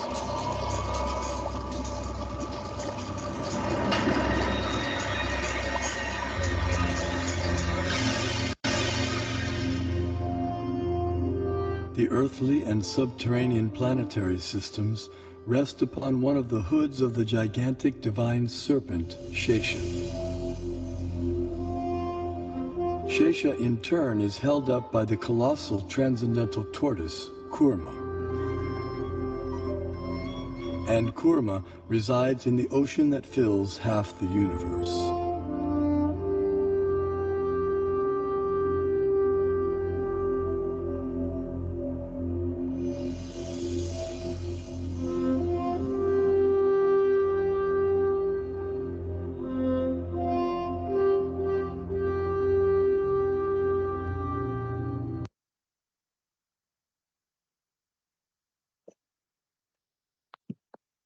Okay, you get it? What it means to be below Svargas, the lower planetary system. They're actually caves inside the Bhumandala. They are deep within the Bhumandala and they have a lot of opulences. That's why they are called below Svargas. So in that way. And the entire Bhumandala is carried by Shesha and Kurma. That these two are only shown in this video. But Bhugola Varnanam says, in addition to them, the 8 elephants are also there. So it's like that. So now, From where the Earth means below planetary system, do they get any light? see Mataji, please don't ask all those questions. That we will discuss later, Anna. They all come in the 24th chapter. So currently, the focus is Bhumandala. The Bhumandala has a particular thickness that details are mentioned. So these other places are for additional information. We'll discuss about them elaborately afterwards. Okay, bro. So now, so what was said previously, one line I mentioned. So this picture, if you see, here is Garbhodaka ocean. Here are the 7 lower planetary systems. Here is the hell. Where the hellish planetary systems are located, hell is located. Hell is located below Patala, above Garbhodaka. Are you getting? Garbhodaka ocean is here, hell is here, and Patala Loka is here. So it is natural. We can understand that. Hell is located below Patala Loka and above Garbhodaka ocean. Simple. So in the Bhumandala, there is third part. That is called Ganodaka, according to them. But according to them, Ganodaka and Garbhodaka both are same. How they are same, how they will be same, will be explained now in the next slide. So kindly pay attention. Here they are writing, the Bhumandala below Patala is all rocky in nature. And it is the location of the Ashtadhiggaja. That means just below the Bhumandala, we have 8 elephants. And below the 8 elephants, we have Adishesha. And below Adishesha, we have Kurma. And all 3 of them are supporting the Bhumandala so that the Bhumandala does not fall into Garbhodaka. And they are not calling Garbhodaka. They are actually calling it as Ganodaka only. And the hellish planetary systems which are located just below Patala and above Ganodaka are almost in line with the Ashtadikgajas, because Ashtadikgajas and hellish planets are located very close to each other. The 8 Narakaloka, 1000 yojanas, the Bhumandala below, and just below that is 8 elephants. They are almost in the same place. Because in the big universe, 1000 yojanas is like as good as nothing. It is as good as delta distance. It is neglected. So in that way, it is said that the hellish planetary systems and 8 elephants are almost same place. They are together only, at one place only. And as per Srimad Bhagavatam, and then the hellish planetary systems are located above Ganodaka, as per Bhagavatam. But now, as per Srimad Bhagavatam, the hells are located beneath the Bhumandala, but above Ganodaka. The hard earth extends downward till it finds supports on Shesha's head. So they are telling that here is a substantial ground for us to conceive that the 7 islands with their surrounding oceans are not flat like a single rupee coin, but they take a terrace type of arrangement. What it is and how it is, I'll show in the next picture. Here is only the text, whatever they have mentioned in the book, I'm putting it and we'll see it. Thus, Pushkar Deepa is 2 lakh yojanas lower than the upper edge of the basket like Jambu Deepa, and the surface of Ganodaka beyond the region of darkness is in line with Pushkar Deepa. The location of Hells is slightly above this line. So what do you mean by that? This is the picture of terrace type of structure. That means in the middle it is above, as you go outward it is gradually reducing, coming downward. This is inverted terrace type of structure. In the middle it is low, as you gradually go outward it is going increasing. So this is the proper picture. In the middle it is above, as you go outward it is gradually reducing. So Bhumandala is supposed to be like this. That is what they are coming to a conclusion from the details given in Bhagavad Purana and other Puranas and in Bhugola Varnanam. So now, our picture of Bhagavad Bhumandala in the Bhagavad Purana is like that. The Bhumandala is supposed to be like a disc, a circular disc, or a rupee coin, 1 rupee coin, which is located just above the 8 elephants, Shesha and Kurma also. So here, actually these 3 are supposed to be between this. From here to here it is 1 lakh yojanas, and from here to here also 1 lakh yojanas. In between only we have 8 elephants, Shesha and Kurma. Since I wanted to show them big, so their size increased. So we see Shesha and Kurma also inside the water. But actually, the 8 elephants are here, Shesha is here, and Kurma is supposed to be here. Half of the Kurma is inside the water, half of the Kurma is above the water. It is supposed to be like that. And now, you see, hells are here. Pataraloka is here. Garbhodaka ocean is here. If you see only this picture, it is okay, clear. The hellish planetary systems are located below Patala and above Garbhodaka ocean. But they say that the third part is also Garbhodaka ocean. But from this picture, if you see, this part is located above hellish planetary system. That means it is wrong. This part cannot be above hellish planetary systems. This part is supposed to be below hell. So we'll keep it below hell. The third portion is supposed to be below hell, and this third portion itself is Garbhodaka ocean. So we have merged it with Garbhodaka ocean, because there is no separate earth disk in this third region. It is actually part of the Garbhodaka ocean only. So it is like this. And then the remaining part of the Bhumandala cannot be like this. It should be like this. In order to have the proper understanding of 3 divisions of the Bhumandala. So this is 1 division of the Bhumandala. This is 2nd division of the Bhumandala. This is 3rd division of the Bhumandala. The 3rd division of the Bhumandala is Ganodaka, which means Garbhodaka. Yes, now it is Garbhodaka ocean. But previously our conceived notion of the 3rd region is, so it is supposed to be a flat region which is above the Bhumandala, which is like a flat leaf of the lotus plant. So it is like this, it is above the water, that is not complete. They say that it is actually called Ganodaka, which is supposed to be part of Garbhodaka ocean. Then the actual Bhumandala shape will be like this. So when you see from the top, the 3 regions appears to be like 3 flat regions only. The inclination we can, the declination we can understand when you look from the top. This you can understand when you look from the horizontal distance, horizontal. When you look from the front, you can understand this inclination, declination, this shape. From the top, you see It is a flat terrain, it is a mountain terrain, it is third flat terrain, and all three are in the same elevation, like that we may think. It is like this. And then they go one step ahead, it is like this. It is actually like this. This Loka mountain, it is not actually part of the Bhumandala. It is actually part of Garbhodaka ocean. It is not a rocky mountain. Instead, it is the icy mountain. This whole mountain is actually made up of ice. That where from ice is coming? It is the ice is actually coming from Garbhodaka ocean only. It is a circular mountain directly coming from Garbhodaka ocean. The Bhumandala is only this much. The Bhumandala is only the circular earth, which will be like a inverted cone structure. And now, in this area is the Andhatamas. The Andhatamas is actually a pit inside the Garbhodaka ocean. That's why it is said previously, this entire area is petrified darkness, ice turned into, as water turned into ice. So basically it's the icy area and it is dark because the sunlight does not come into this area. It is completely dark as well as it is in between the icy area. So it is all very bhyanak area. So in the Bhugola, they say that when people perform some normal sinful activities, after that they will be taken to this point, hell, they will be punished. When those people who perform gross sinful activities, they say that they are taken to the top of this mountain, they are thrown into this dark region. And it is a ice room, basically, dark ice room. And they have to go through intense pain because of the ice. In the jails also, we have called something called as dark cell. In the movies we see, we have not gone to any jail, but in the movies they show that there is a dark cell. Some criminal is too adamant, does not follow the rules of the jail.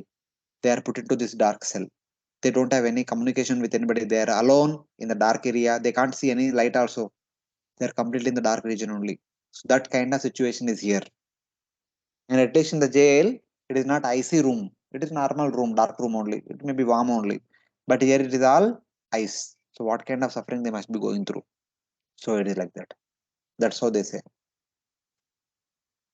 So this is the full picture of the Bhumandala.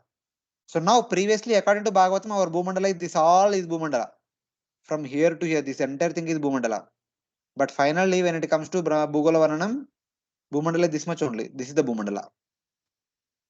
And this Bhumandala only falls into Garbhodaka ocean and Lord Varaha lifts it, again falls into Garbhodaka ocean, again Lord Varaha lifts it, like that. And the thickness of the Bhumandala here is 1 lakh yojanas. Mount Meru is also another 1 lakh yojanas. From the top of Mount Meru to the bottom of the Bhumandala is 2 lakh yojanas. So it is said like that. And from the surface of the Bhumandala to this area, maybe the top of Mount Meru, this intermediate area is known as Bhuvarloka. And from the top of Mount Meru to the pole star, this intermediate area is known as Svargaloka. It is like that. So you see, the moon is here to here is Bhuvarloka, here to is Svargaloka. And now, the Shesha is holding, Shesha and 8 elephants and Kurma are holding the Bhumandala here. And the 4 elephants, one here, one will be this side, one will be back side. They are able to balance the Bhumandala like this. Here is the mountain. The mountain is fixed, coming out of the Garbhodaka ocean. The elephant will have 2 legs on the mountain and 2 legs on the Bhumandala. This elephant will also have 2 legs on the mountain, 2 legs on the Bhumandala. Here also one elephant, 2 legs on the mountain, 2 legs on the Bhumandala, and backside also. So that the Bhumandala can be balanced. So it is like that. In the Bhagavatam picture, I showed the elephants on top of this mountain. But Bhugola Varnanam, the elephants are like this. Here we can actually understand how it is needed the Bhumandala to be balanced and how they will be able to balance. In order to balance, they need to have support of a fixed place. Otherwise, how will they balance? So this is the complete picture of the Bhumandala. So it is like that. And this is explained in the Ramayana. Ramayana talks about this kind of structure of the Bhumandala later on. Wherein he says that Sugriva says that when you go toward the eastern direction, my dear Vanaras, you pass through all the 7 dvipas and 7 oceans. and then you will come to fiery land. That is Swarna Bhumi. The gold is like the fire color land, fire color only. So it says fiery land, it says. And then you come to Jatarupashila. Jatarupashila means it is a land filled with all the rocks, and the rocks appears to be like jata, the jata of a sage. But all the rocks are made up of diamonds. After crossing the Jatarupashila, you come to a point where you see Shesha. That means when they walk through or jump through this entire Bhumandala surface, when they come to the top, outermost point at this point, so the Bhumandala is ending here. So when you look downward, you will see Shesha holding the Bhumandala. Then don't go further, then come back. That is the outer edge of the Bhumandala. So come back.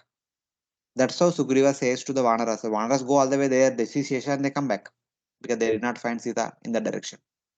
So like that. So this is how we can see Ramayana, Mahabharata, Bhagavatam, Bhugola, Varnanam, Vaipurana, like that. When we have the knowledge of all these different texts, we can have proper understanding of what is what. We will get complete picture of the particular entity. So it is like that. So you are getting now? Yes, Prabhuji, thank you.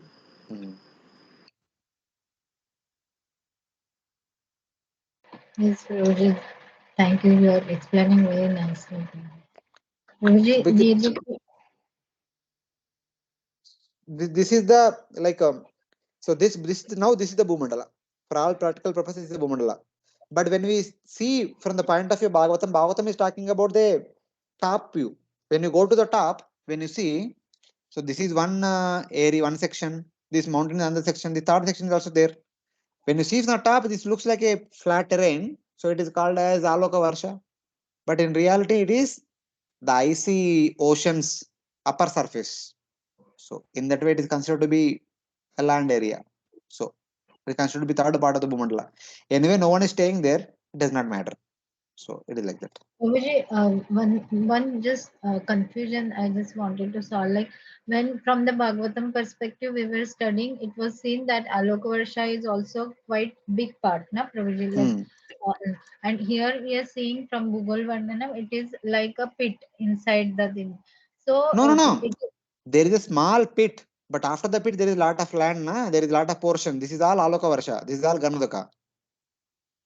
Okay, this so pit that is also connected to the mountain only. This mountain and pit are together one part. Okay, and this then is called there is Andatamas. Okay, so then after the beyond the pit, there will be some part of Alok Varsha still there. Not That's there will be. This is the bigger portion. This picture is only indicative picture. This picture is not to the dimensions. This mountains don't come all the way here. The mountains are somewhere very close here only. See, here to here it is x. Here to here it is 2x. And here to here it is 4x. If you're supposed to draw according to dimension, this is supposed to be 4x. This is 2x. This is 1x. But I have drawn otherwise. This is 1x. This is 2x. This is 4x. So 4x ka chota sa part is a pit and other part is still there. No, that pit is also part of this 2x only. 2x only, okay. This pit is also part of the second region only. This mountain and pit are together, combined together, it is called Andatamas. So then Aloka Varsha is a part of what, Prabhuji? It is just Aloka Varsha is actually the Garbhodaka ocean. Okay. That's why they are calling it as Ganodaka. Okay. So that means that part of a Garbhodak ocean where that Aloka Varsha extends, that will be the solidified Garbhodak ocean. That's that part of the ocean is solid. And beyond that will be the liquid Garbhodak ocean. Inside it is liquid and outside it is solid. It is supposed to be solid, na? Otherwise how the mountain will come up? Yeah, that's it. But that means till the like covering of the universe, it will be till that extent that solidified part will extend like this that. is all solid. From here till here is all solid. And from here in this area, we might have the liquid portion of the Garbhodaka ocean. All the other portion remaining all is solid portion only. Okay. So where this pit is, that's what I was thinking, that this pit is shown. So in the inside the ocean for some part, how the pit will extend, like that I was thinking. But then That's it what I is was saying. This solid. pit is all Ah, about ice. I am telling this. I am not using it as ah, water. It is all yeah, ice. It is like ice room, it is solidified. dark ice room. It is like a dark ice room. It is not a water room. Okay. So water, in the water you can't have pit. How can you have a pit in the water? Ah, that's what I was confused about. That difficult to understand, I was thinking. But now I understood. Yeah, it is solidified only. So Garbhodashayi Vishnu will be in the liquid part of Garbhoda question, no, Prabhuji? See, for Garbhodaksha, Vishnu, a liquid solid does not make. He is a spiritual entity. He can be anywhere. So now Paramatma is there within our heart. Where exactly? Does he need some space in the para heart, in the grass heart? Yeah. So it is like that. Okay. Thank you, Prabhuji. So these are the seven dvipas, seven oceans surrounded by Swarna Bhumi and diamond land. So when you see from the top, it appears to be like that. When you see from the front, it will take shape like this. It will be like this. So this is the picture of the Bhumandala. And this entire thing is surrounded by Lokaloka mountain. This is the Lokaloka mountain, which is actually ice mountain. It is coming from the Garbhodak ocean. A circular mountain. It is like this.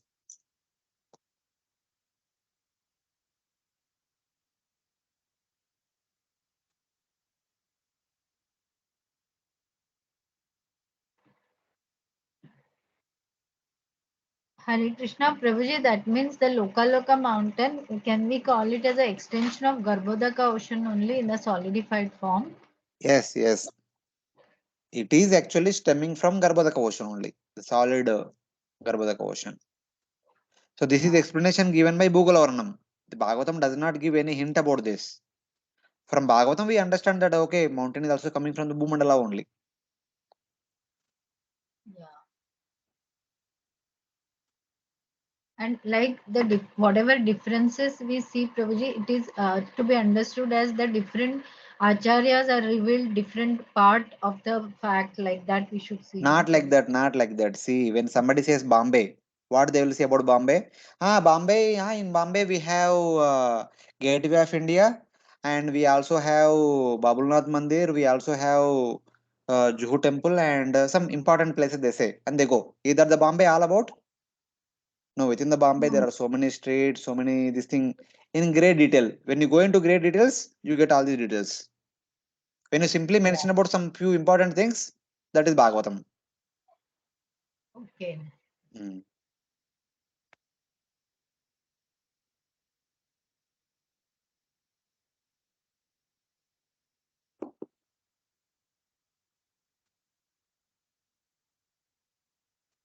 So this is like the Lokaloka mountain. It is like circular mountain like this.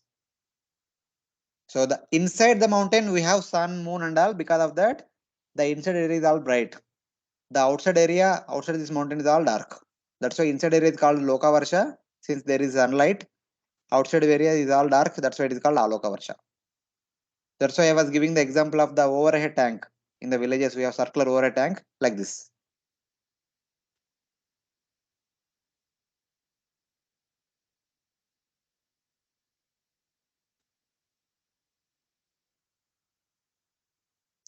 So based on this information, different people depict the entire Bhumandala in a different way. This is a Mahameru Stupa in Sringeri Mutt. In one of the Brahmacharya Yatra, we have been there. They have this in the temple. In the Parikrama Marg, within the temple Garbhagriha, Parikrama Marg is there. In that Parikrama Marg, in one corner, they kept this. So we have taken some photos.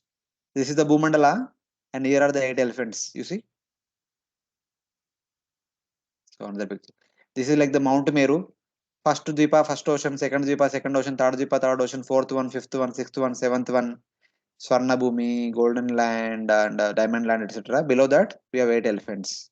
So that's how they showed. This is called Mahameru Stupa. And they prepared like this also. This is brass item. And they prepared a stupa in one of the city centers in Mysore. So this is from Mysore. In Mysore, they have in one place in the city center, I mean, where we can ring road, na, where 4 roads are there. In between there is a garden. In between the garden they have this stupa.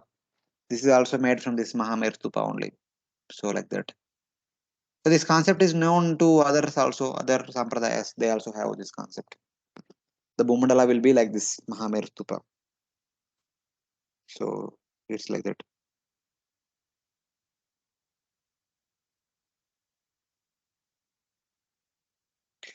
So that is all about the Bhumandala, how it look like and all. So later on we'll discuss about Jambudipa. So before that we'll have a 2 minutes break. Then we'll come continue. Hare Krishna.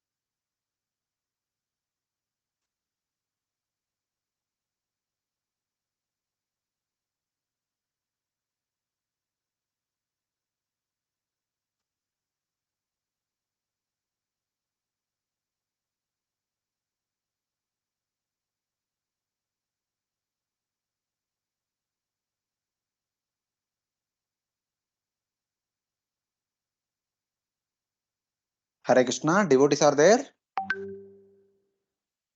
Hare Krishna. Hare Krishna. Thank you. Yes, Prabhuji. So, any Yes, questions till Prabhu. now? Any further questions? So, basically, what we have studied from Bhagavatam, we may come to an understanding of the Bhumandala being like this. So, there is a flat Bhumandala, flat disc, like the lotus leaf, which is located just above the water, and Shesha is holding the entire Bhumandala upon his hood and is floating in the water. And others, Kurma and elephants are assisting Shesha. That like that we can take. Fine. So in that Bhumandala, there are three sections: Loka Varsha, Loka mountain, Aloka Varsha. So within Loka Varsha, we have Bhuloka, Bhurloka, and Swargaloka. Sun, moon, everything else is, all the luminaries are within this area only. Fine. And Loka mountain, starting from here to here, everything is like this. That is how it is said in the Bhagavatam. That's how Acharyas have explained. So we have understood. So in the Bhugola, they say that this third part, though when you see from the top, it appears to be like a flat land terrain, but it's actually supposed to be part of Garbhodaka ocean only. The Garbhodaka ocean only is seen as a land portion on the top when you see from the top. So this is supposed to be part of Garbhodaka ocean. That's why they named it as Ganodaka. And since Bhagavatam is telling that the earliest planetary systems are located above Garbhodaka ocean and below Patala. So when you see only this much, it is very clear. So Patala is here, Narakaloka is here, Garbhodaka ocean is here, but they are taking like this. So here is Ganodaka, that means Garbhodaka is here, Patala is here, and hell is here. So this Ganodaka is supposed to be below Patala. It cannot be above Patala. So it is supposed to be below Patala. And then, so one cannot be here and one cannot be here. They should be either flat like this or flat like this. So it should be like this. We can take like this. They are actually inclined like this. So then three portions you can take. This is one portion. This is second portion. This is third portion. But they go one step ahead. It is not even like this. It is actually like this. The Bhumandala that we talk about is all this much only. And this is portion is ending here. And there is a gap between this and this. Here there is an empty space. There is no touch between these two. And the dip, previously we have shown the dip is in the Bhumandala. In the Bhumandala there is some dip. But it does not be like that. Because the total depth is about 5.16. So from here to here it is 3.8. And from here to here is 1 lakh yojanas. From here to here is 1 lakh yojanas. So from here to the top of the local mountain is 4 only. From here to here is 1, here to here is 1, and here to here is 38 lakhs. So total will be 4 million yojanas, or 40 lakhs or 4 million yojanas. But the Andatamas is 5.16. So remaining 1.6 is here to here. Here to here it is 4, and here to here is 1.16 million yojanas. So it is like that. And this is the Bhumandala. When we say Bhumandala is falling into Garbhodaka ocean, this Bhumandala is falling into Garbhodaka ocean. This mountain remains like that only eternally. There won't be any change in that mountain.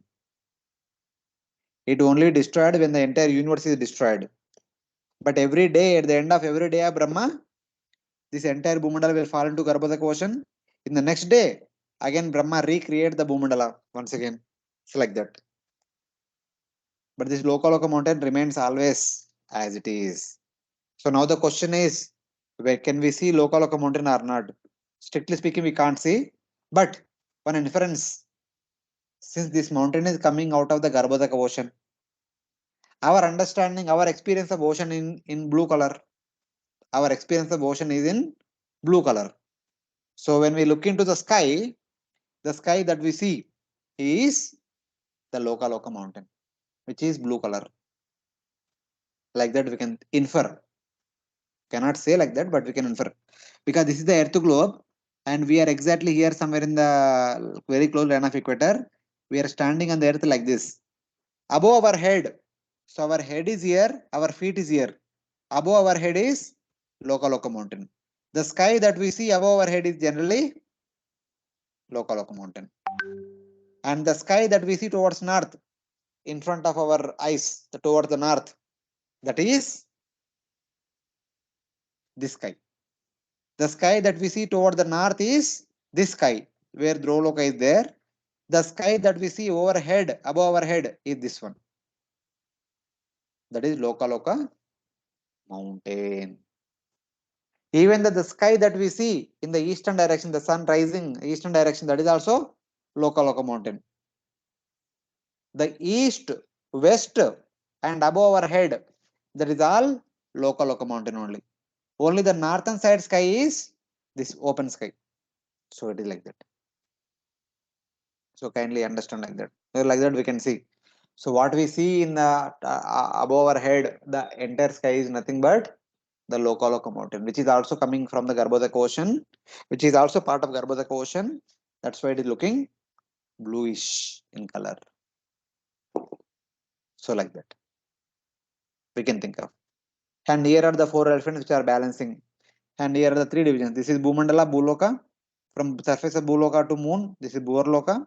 From moon to pole star, this is all Svargaloka. All the 3 lokas are inside the Lokaloka mountain. And sun gives light to the Bhuloka, Bhuvarloka and Svargaloka. These 3 lokas gets light from the sun. And above pole star, they don't need sunlight. So it is like that. And the 7 lower planetary systems also don't get sunlight. They are inside the Bhumandala. They get different source of sunlight, the different source of light that we will discuss later on. So this is what we have discussed till now. So now we'll discuss Jambudipa. Till now we have discussed the Bhumandala in general, whole Bhumandala. Now Jambudipa in specific. So Hare here we Krishna. will.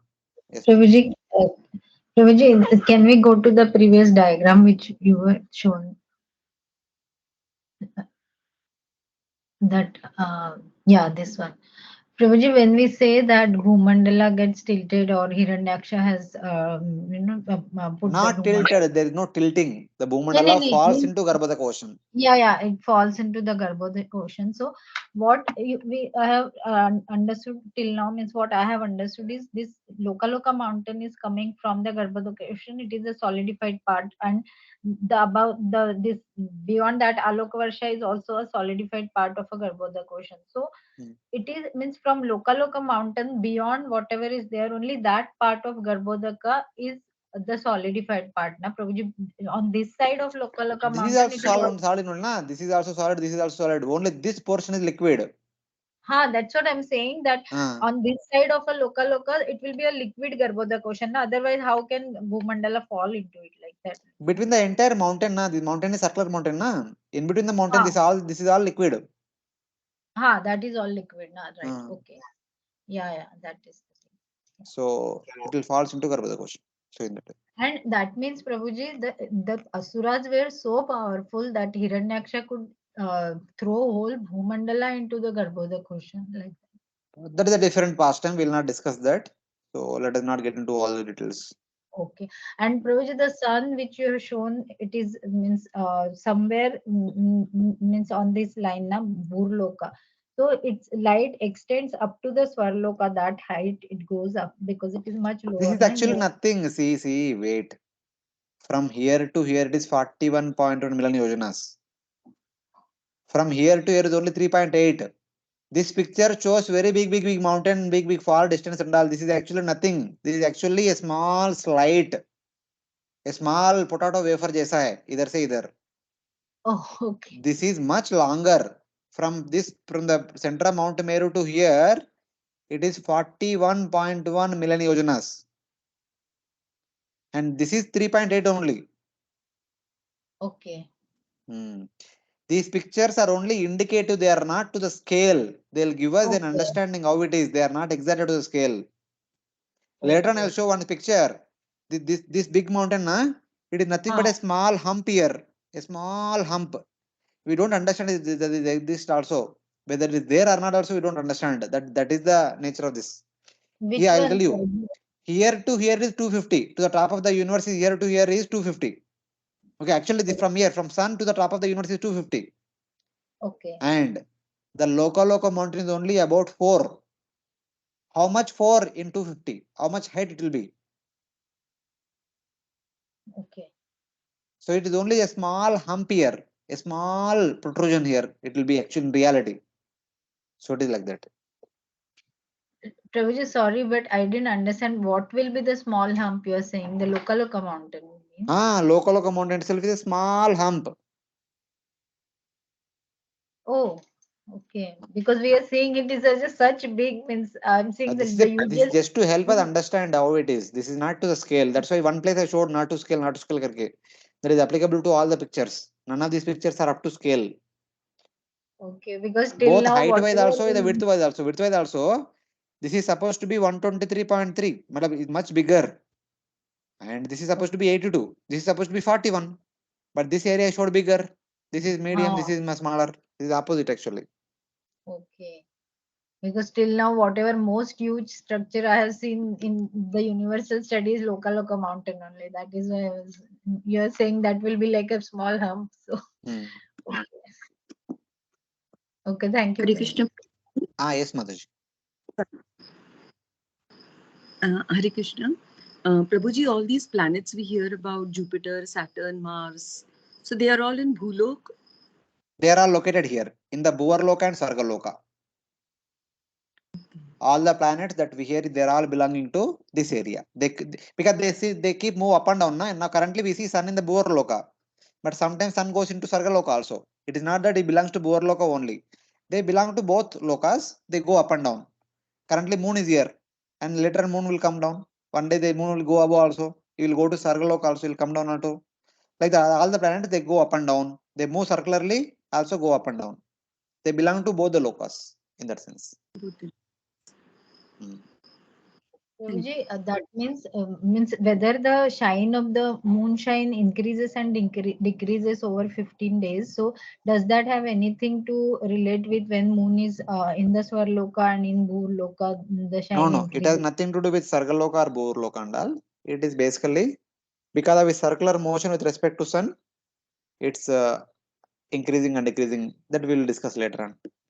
It is not And because that of the vertical motion. It is because of the horizontal motion only. That moon becoming bigger and smaller. It is all because of the horizontal motion.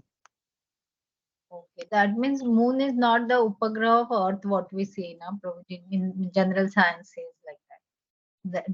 Abhi scientists call Upagraha and all, but our scriptures call Navagraha. There are Navagrahas. One among them is sun, one among them is moon and all. Okay. And Earth is not Graha. Our Vedic literatures never call Earth as Graha. But for everything that we say Earth planet. That is actually not correct. We should not say Earth planet. Because Earth is not a Graha.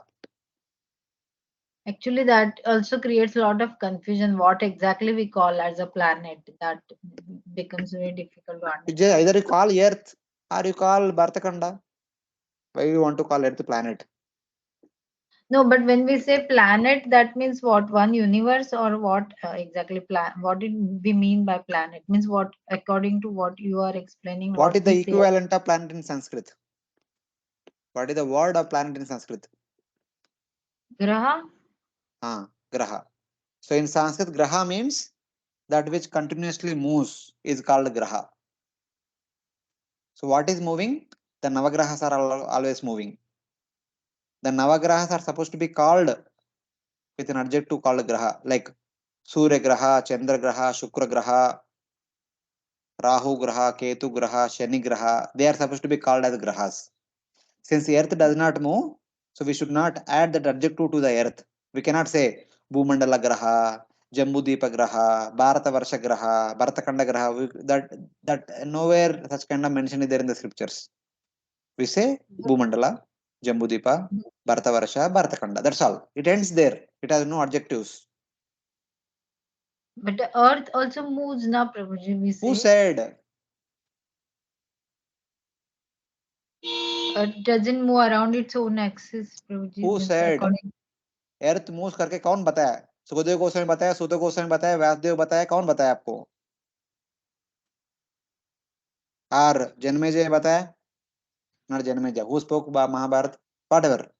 Ramayan, Mahabharata, Bhagavatam, Vishnu Purana, any of the Vedic literatures. Does anybody told you that earth is moving?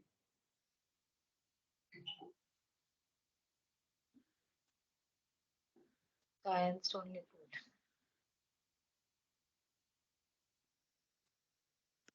Okay. Okay, so according to Vedic explanation, the earth is completely stationary. It doesn't move along its axis also. Hmm. Is that the right understanding, bro? So right or wrong, you should be able to tell. See, right now you see Kurma floating in the water. He is giving support to Shesha. Shesha is giving support to 8 elephants, and 8 elephants are giving support to the Bhumandala. And in that Bhumandala, there is Earth globe also, part of the Bhumandala. So now tell me, how the Earth globe will rotate? Where it will rotate? Yeah, understood. Yeah. If So Earth it's globe a is rotating, solid. means the entire Bhumandala should rotate. If the Bhumandala is rotating, then how the elephants are able to manage the balancing it? Yeah. If the Bhumandala is rotating, how the elephants are able to cope up with that? How Shesha will cope up with that? How Kurma will cope up with that? The rotation. And we saw now that Bharatvarsha's 9th part, and that 9th part became solidified into globe-like structure like that. Hmm. So it is in connection with that only, and near the oceans. Yeah. Hmm. Okay, understood, Prabhu. Yeah. So the So, luminaries, which we say the planet, they are moving in a particular axis hmm. freely in the ether, like Yes. that. Hmm. Okay. Yeah. They'll move Thank here. They'll move like this. Sun will be moving like this, and moon will be moving like this. Other planets will be moving like this circular fashion. Okay. Hare Okay. Thank Krishna you, Prabhu. Prabhuji. Mataji. Those planets which are closer to the sun, like Mars, Ah. and those planets, even they are in Svargalok and Bhuvarlok, or they are in Yes, yes. Bhumandal? See, all these planets are part of Bhuvarloka and Svargaloka. Even Bhuvarloka is also as good as Svargaloka only. That is also meant for different types of devatas. That we will discuss later on what kind of devatas are residing in this Bhuvarloka and Svargaloka and all. But the planets all belong to even the planets themselves are the residential place of the devatas. Sun planet is the residence of Surya Dev. Moon planet is the residence of Chandra Dev. And Mangala is the residence of Kartikeya. Kartikeya is the famous personality in all South India. Tamil Nadu is worshipped more than anybody else. The third most important person worshipped in Tamil Nadu after Vishnu and Shiva. Kartikeya. He resides in Mangala Graha. And Buddha Graha is the residence of Buddha. Buddha is the son of moon god. And Shani Graha is the residence of Shani, is the son of sun god.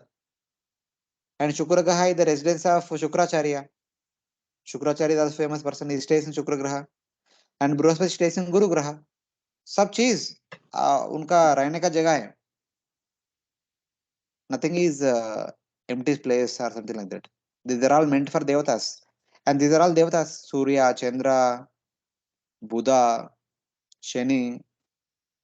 These are all devatas. Thank you. Later on, when we come to that later part of the section, this Bhagavatam, fifth canto, then we will get little more details about them.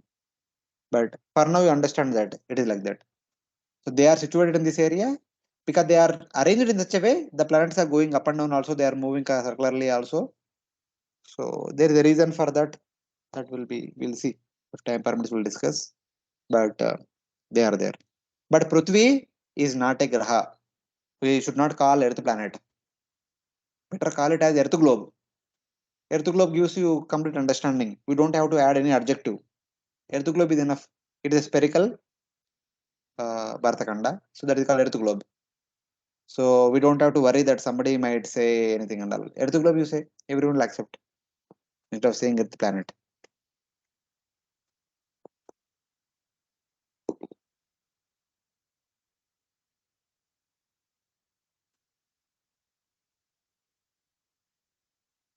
So few more things we'll discuss for today. So here we have Jambudipa.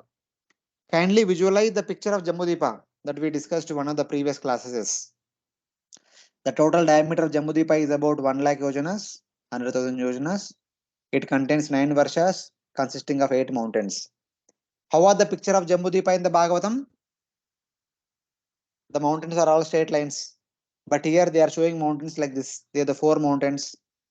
Two mountains on east, north and south. And 2 additional mountains on east and west. And this is Ilavarta Varsha. Within Ilavata Varsha, we have Mount Meru, two mountains on each side, and 4 mountains and 4 trees and 20 Keshachala mountains. Everything is there. And these are their names. Hari Varsha, Kimpurusha Varsha, Bharata Varsha, Ramyaka Varsha, Hiranmaya Varsha, Kuru Varsha, Ketumala Varsha, Bhadrasha Varsha. And this is Ilavata Varsha. These are the mountains. And now they say that one point. When Bhagavatam is saying that the Jambudipa has been divided into 9 Varshas, and each Varsha is a width of 9,000 yojanas. So this is the picture of Bhagavatam. This is 9,000, fine. This is 9,000, this is 9,000, this is 9,000, this is 9,000, this is 9,000. These 6 are 9,000, but these 3 are not 9,000 each. Even Ilavata Varsha also applies to 9,000. From this mountain to this mountain is 9,000. Here to here 9,000, here to here 9,000, here to here 9,000. Okay, this is also follows. What about Ketumala and Bhadrashva? Where is the 9,000 concept applied to this? Here to here 31 and here to here 34,000. How can we apply 9,000 concept to this? So that they explain this thing. How can something is not following Bhagavatam, which is said in the Bhagavatam? They say that there are 2 more mountains in this area and 2 more here that divide this entire tract of land into 3 divisions. And then each division is 9,000. Here to here 9,000, here to here 9,000, here 9,000. So when Bhagavatam says that each Varsha is about 9,000 and Varsha is the area between 2 mountains, yes, it follows. And second thing, this picture is not looking proper. This part is similar to this part and this part is similar to this part. It is half symmetric or not full symmetric. This picture you see, this part is similar to this, which is similar to this, which is similar to this, and which is similar to this. This looks very beautiful. So Lord's creation should be very beautiful to look at. It should not have no black spot to point out. This is how Srila Vadra Tirtha explains that when Lord creates something, there should be no loophole to point out. It should be perfectly complete. So this is that complete picture of Jambudipa. The whole Jambudipa is like this. No, not like this. That is what they say.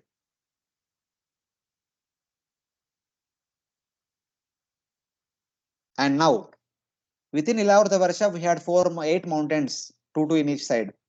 And these mountains had some names. With the same names, there are 2 mountains here. Bhadrashva, sorry, Devakuta, this is whatever I can't read. Yeah, Jatra and Devakuta. These 2 here. Pavana Pariyartha Hariyar. These are the names of these 2 mountains. And these 2 mountains were Trishunga and Makara. And these 2 mountains were Kailash and Karavira. If you remember, this is the place where any male enters becomes female immediately, because one of the 11 Rudras is residing here and he had put a condition that if a male enters here, they should become female immediately. So here is one Kailash mountain. With the same name, here is also one Kailash, here is also one Karavira. And this is the Kailash where another Rudra resides. And this Rudra is one about whom we generally talk about. This personality is called as Shankar Bhagavan, Shiva, whose wife is Parvati, who created Ganesh, later on who begot Kartikeya. That entire family people resides here, this Kailash. This is the Kailash where Lord Shiva personally resides. This is where Lord Brahma took all the devatas who were injured in Dakshayajna to pacify Lord Shiva. Lord Shiva was pacified here. And what else? This is the place Lord Shiva holds Ganga on his jata. This is the place where Bhagirath Maharaj performed tapasya to please Lord Shiva. This is the place where Arjuna also performed tapasya to please Lord Shiva to get Pashupatasra. All those pastimes that we hear in generally about Lord Shiva all happened here only, in this place. This is the place where Ravana wanted to lift Kailash mountain and take it to his Lanka. But Lord Shiva pressed his toenail and Ravana was not able to carry that weight. He cried loudly. Because he cried loudly, whole universe became disturbed. That's why he got the name Ravana. Before that, he was called as Dashagriva only, the 10-headed personality. So, like that. All the pastime that we read and hear, all happened here only, in this Kailash. We don't know much information about the pastimes happened here. Only one pastime we hear in the 9th canto, first chapter. Other pastimes we don't know much, but this place we know what all the kind of pastimes are happening now and then. So it is like that. So this is the picture of our Jambudipa from Srila Vadiraj Tirtha. So it is like that.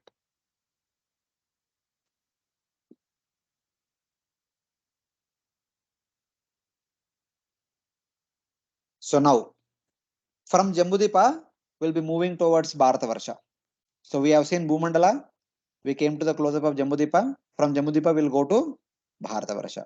So before that, some points. The Jambudipa is basket-like in shape. It is completely circular. Yes, it is completely circular. It is basket-like in shape means when you take a basket and put it upside down, it like slowly, gradually reducing. But that is the shape of the entire Bhumandala. The Jambudipa also like that shape only. Like umbrella. When you open the umbrella, when you look from outside, how does it look like? That will be the shape of Jambudipa and also Bhumandala. It has an altitude of 1 lakh yojanas, including Mount Meru to the top of Mount Meru. From this point to the top of Mount Meru is all about 1 lakh yojanas in height. And sun's orbit, which is located at a distance of 93 million miles, and moon's orbit located at a distance of 0.25 million miles. The both orbits are in line with the line of equator. And Rahu's orbit is inside the orbit of moon and 10,000 yojanas down below the orbit of sun and moon. They should be like this only. Then only we can explain Uttarayana, Dakshinayana, and Vishuddhayana, which are explained in the Bhagavatam. Otherwise, if the entire Bhumandala is flat, we can never ever explain the Uttarayana concept and Dakshinayana concept. Why and how? I'll show you a picture. This is the Earth globe. Here is the line of equator. The sun's orbit is here. The moon's orbit is here. Because the sun and moon and go up and down, go up and down. The previous picture where I showed the moon here, because moon went up in due course of time. But at some point of time, they all come in the same line. So that is shown here. So with respect to this line, sometimes the sun goes above, sometimes the sun can also go below also. So as sun goes below, that is called Dakshinayana. As sun goes above, that is called Uttarayana. That can be explained. If the entire Bhumandala is flat, so we'll come to this point. Yeah. If the entire Bhumandala is flat, if sun is located somewhere here, does sun ever go below the Earth globe? Cannot. Because the Earth globe is only 1000 yojanas. Its height is 1000 yojanas only. The sun's height is much bigger than the Earth globe. So how can the sun go below the Earth globe? It cannot go because the Bhumandala is there. So the Uttarayana concept, Dakshinayana concept cannot be explained with a flat Bhumandala.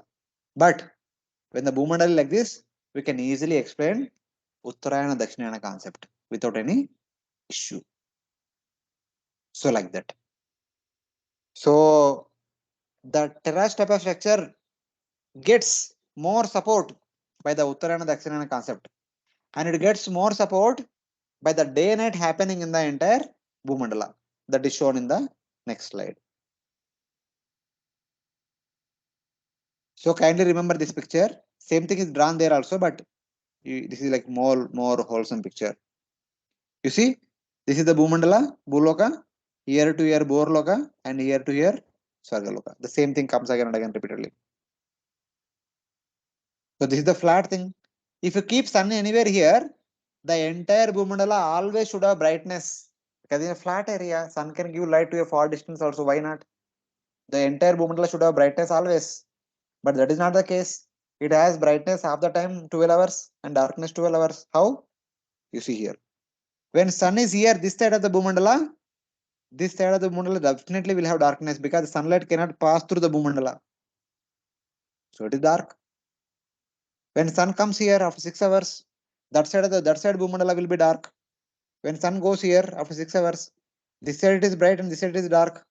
When sun goes behind, that side it is bright and this side it is dark.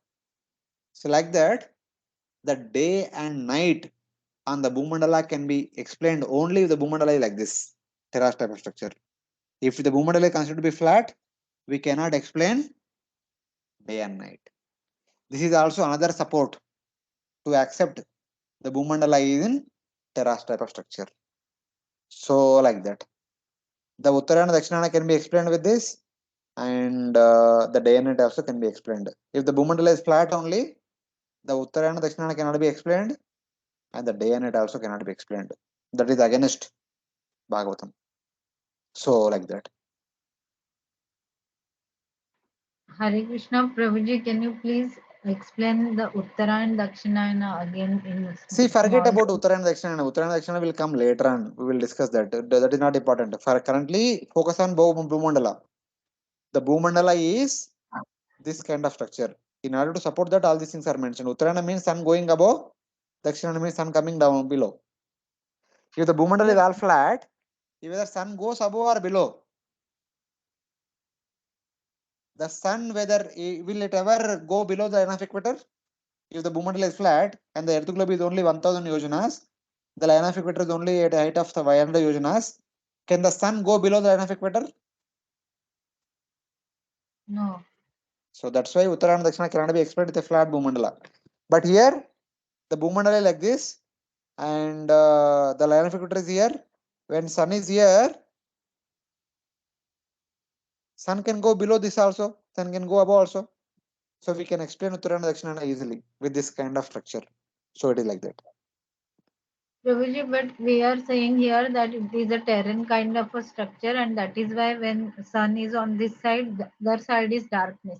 But then Okay. when sun goes above this, it moves up and down also. We saw that sometimes it will be above Bhuloka and sometimes it will be in Bhuloka. So when it Yes. goes above, that time the more portion of the earth will have light now, because that terrain will not That is have okay. That much. is okay. See, sometimes there could be more, sometimes there could be less also. But we are taking a point where it is 50-50. Even same thing, na? In June, we have daytime about 14-15 hours. In January, daytime is only 10 hours. December, January. But in April and August, October, we have 12 hours daytime and 12 hours night time. They are all there. Don't take that point only. They are all there. That is also happen. But at some point of time, it is 50-50 equally. That point we are checking here. Okay. Hmm. Okay, thank you. As sun goes, so more portion will be brighter and the brightness will be for more time. That time the daytime won't be 12 hours. It would be 15 hours also, 15-16 hours also. As you go toward the north, if you go to Europe, in summer the daytime will be like 20 hours. Hardly they have night. When I went to Germany many years back while I was working in Robert Bosch, so I was there in August, 15th August. During that time I was there only. So it was 11 p.m. It is still not becoming dark. The 11 p.m. is like our 7 p.m. At 7 p.m. we are slowly getting darkness. It is like that. And the morning 3 a.m. only the sun light is there all around. It is already bright. If you want to sleep, you have to create artificial darkness all over. So it is like that. And other time I went in December. So in December, morning 9:30 it was sun rising. And evening 4:30 only sun sets. It's already dark. The daytime is only from morning 10 to 4. Remaining all dark only. So these possibilities are there. But we are seeing at a place where both are equal, and just to explain the phenomena, it is not about the details. We need to understand how it is happening, the principle. Thank you, Bruce. So at the sun goes below, there could be more darkness here, more time darkness. As sun goes above, less time darkness, but darkness will be there. It may not be 12 hours, it may be for 6 hours only. So like that.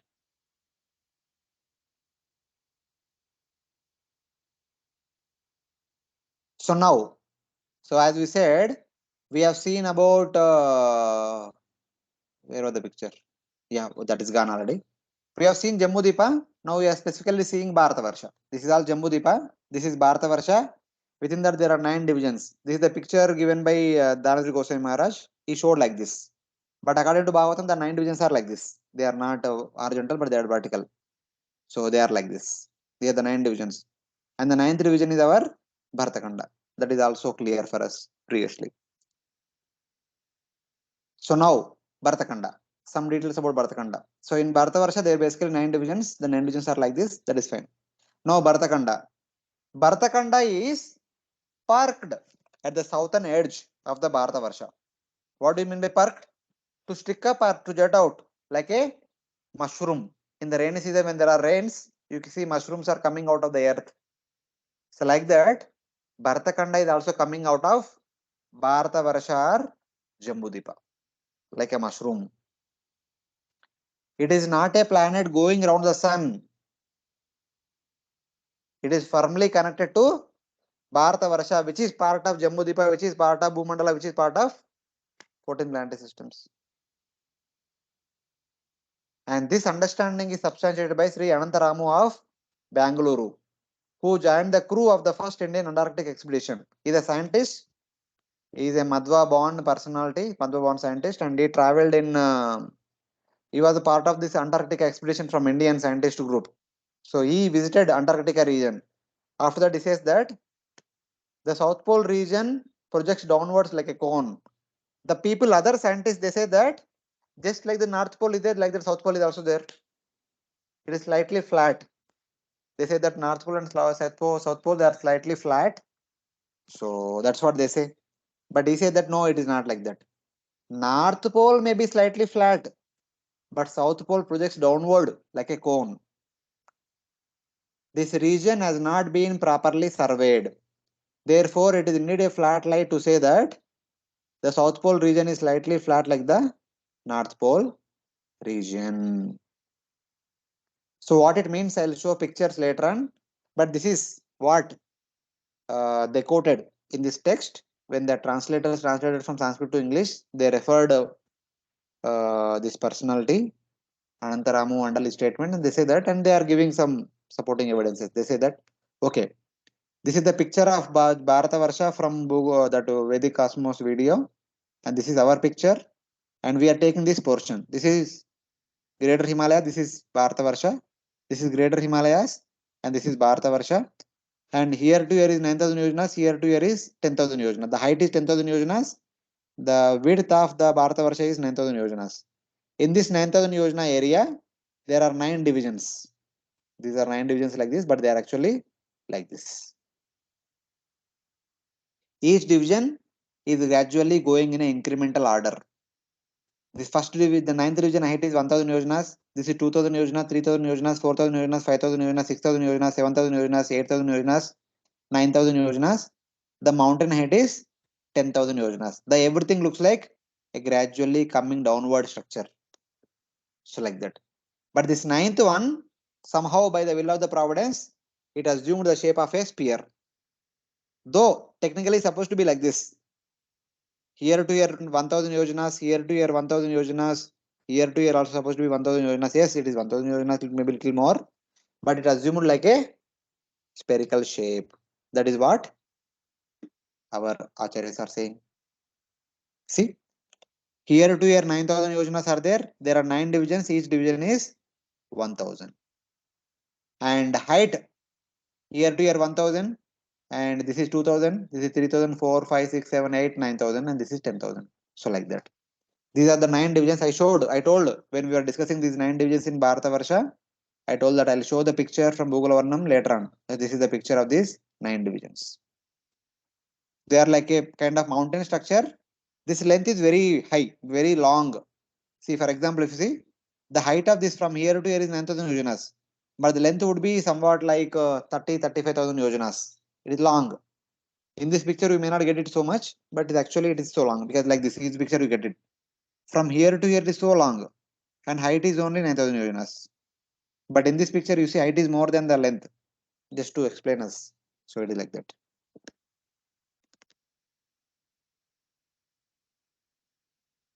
You see, when you use the word to stick up or to jut out, parked. So the meaning is like this. The 9th one, you go here, you stand here and look this side. 9th and 8th one, they are like this. So this is the 9th one, this is the 8th one. We don't know much information about the 8th one. I did not show much clearly. This is the 9th one. At the bottom below South Pole, there is the ice column. That's why he says that it projects downward like a cone. It goes downward like an inverted cone. Something like that. It is basically like that small children eat a cone ice cream. There is a cone, upon biscuit cone, upon that there is the ice ball. That is the structure of our Bharatkhanda. Since Just like Garbhodaka ocean is also solid in nature and the surroundings, the saltwater ocean, which is surrounding Jambudvipa. So at this portion, the saltwater ocean also takes the shape of solidified. From the solidified ocean comes a ice column. So this is that ice column upon which our earth globe is resting. This is the firm connection to the Bharatavarsha or Jambudvipa for this earth globe. Somebody may say that no, our technology is so much advanced. We are sending satellites to the space and we are seeing through telescopes. The cameras are continuously observing. Where is this column? We are not able to see this column. How can I accept you? This column. So I'll give some benefit of doubts, which will help us to come to a point that okay, there can be a ice column. Now we'll see. First of all, this is the earth globe with which we are familiar. This is the world map which draws the earth globe. So the scientists say that out of the 100% surface of the earth globe, 71% is all water. Only 29% is earth. And in the 29%, about 20% of the earth is in the northern hemisphere.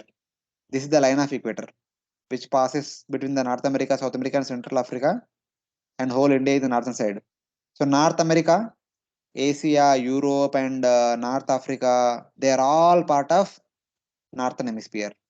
South America, South Africa, and Australia. Only these three are the small portions of southern hemisphere. So this is 20% and this is 9%. And rest all is all water. The most of the water in the southern hemisphere, and especially the Antarctica area is all in icy shape.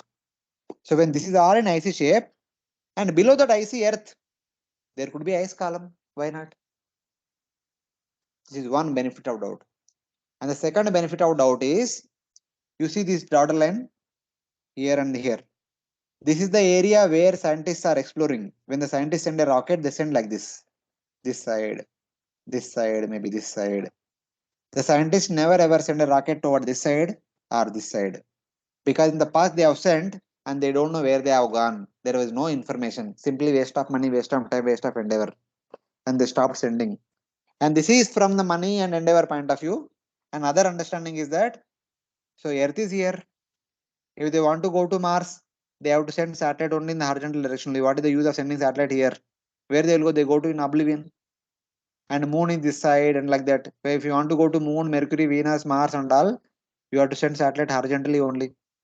So they are sending horizontally only. That is fine. So there are no satellites are sent to the north or south in order to understand whether Garbhodaka ocean is there or ice column is there or not. Because things are going in the horizontal only. This is another benefit of doubt. So now let us see. Third benefit of doubt and all we'll see. So like this. This if you come this side and see, this is the 9th division, this is the 8th division. So within the Bharatavarsha, like that. This is from the top. When you see from the top, they appear to be like this. So this is the 9th division. So any mod observation to support this? Are there any flight routes crossing through Antarctica? At least in the past, there were none. If somebody want to go from here to here, they would travel like this. They would travel like this, but not passing through Antarctica. Even if somebody wants to go from here to here, they will not go like this. They will go like this and like this, or like this and like this. So like that. You see here, somebody wants to go from Australia to South America, South Africa, or South America. They either go like this or like this, but they don't go like this. They don't pass through Antarctica. So this is what they say. When the scientists say that the North Pole is flat here, they say South Pole is also flat like North Pole. This is the picture the scientists show about the Earth globe. This diameter is more than this diameter according to modern science. But according to our devotees' understanding is there this actually goes downward like a inverted cone down below. It is not flat like the North Pole. So like that. So there are no flights passing through Antarctica. Why? No one knows. And we say because there is the ice column. If they go, they will hit the ice column and they die. So for everyone, life is more dear than anything. Who will endanger? Who will put oneself in danger? Who want to die willingly? No. So there are no flight routes. In the past, actually, there were some experiments they sent, but they never came back. So they did not want to take again one more chance. This is another benefit of doubt. Okay. Even some people want to go on excursion to Antarctica. They barely visit on the surroundings only. They don't go in the center because they know if they go center, they will not come back. Even NASA is also conducting experiments. Their stations are only on the base, on the sides of Antarctica, not inside. Even NASA also conducted a balloon experiment. The balloon started here, traveled all around, and ended here. The balloon also did not go into the center. But still, we hear that somebody gone to South Pole. They visited South Pole. They visited by boat, not by airplane. So the first person who went to the South Pole is this person, and he noted down what all his observations when he visited by boat. So he noted down later on when people went there, they also understood that. He wrote in the book that there are so many huge ice columns in the central South Pole region. So he saw such kind of ice columns. So when there are so many such kind of ice columns, there could be one such ice column acting as the basis supporting for entire Earth globe. Why not? Very easily. So all these things should give us a benefit of doubt. Yes, there could be ice column which is supporting the entire Earth globe. Why not? Even many times the scientists also say, sometimes they say that they are not, they are flat on the North Pole, South Pole. Sometimes they say they are taking the pear-shaped structure like this. Sometimes some people say it is like this. Sometimes some people say it is not perfectly sphere, it is arbitrarily sphere like this. So like this, different people say different things and all time and again. But why don't we also have a viewpoint from devotee side? So they tell all these things. So it is like that. And now there could be a question. Okay, if it there is a ice column, why are we not able to see? Even if they are seeing when somebody went to South Pole, why are they not able to see South column going all the way up to the saltwater ocean surrounding Jambudipa? Why they are not able to see the saltwater ocean surrounding Bharatakanda and Jambudipa? Why they are not able to see the other 8 kandas? These 8 kandas which are there in the within Bharatavarsha, which we showed here. So why are we not able to see these 8 kandas? And why are we not able to see the Great Himalayas? Why are we not able to see this Mount Meru and all? This is a big question. Everyone will have. Any normal person, when we discuss about all these things, they will first question they will say that, can you show me where are they? Because that's how we are trained. Seeing is believing. So how do we answer that? That we will discuss next week. So we'll stop here for today. So any questions? Maybe 1 or 2 questions we'll take quickly. It's already 8:30.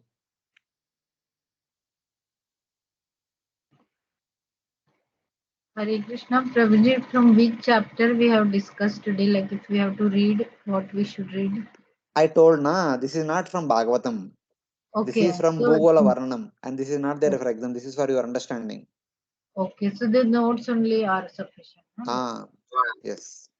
Okay, thank you. Prabhuji, Yes, Mataji. will you be posting a slides of this, what we did today? No, you already have the book now. I think most of you have Bhagavad Cosmology book. In that book, you have all the details. No, all the slides that you showed today and these pictures, representations of those And that's what I'm topics. saying. Slides I'm not sharing, but you have all the details in the book, Bhagavad Cosmology book. And most of you have that book. Okay. Yes, yes. But you also have the video. A video I will upload. If you want to refer, cross-check, you can go through the video also. I'm sorry. Even if you observe from the beginning, I have not shared any of the slides. I have shared the slides from the chapter-wise notes only, not the slides which you are showing. So these slides I have not shared till now anybody, and I'm not sharing. So in that way. Okay. Any other questions? Thank you, Prabhuji. Thank you so much. You have explained it so nicely, like in detail. We are coming to know more because of you. Otherwise, we would not have gone. Means while reading in Bhagavatam, also we feel that because the slides and things are there in the background, what we have seen and studied, that is why we can understand even in Bhagavatam also that part very nicely. Otherwise, just theory it would have been very difficult to understand. Thank Okay. you very much. Thank you. So in the next Yes, class, Prabhuji. yeah, we'll continue next week.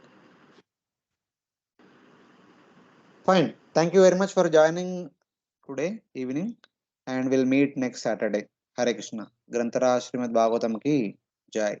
Jai. Srila Prabhupada ki jai. Ananta Koti Vaishnava Bhakta Vrinda ki jai.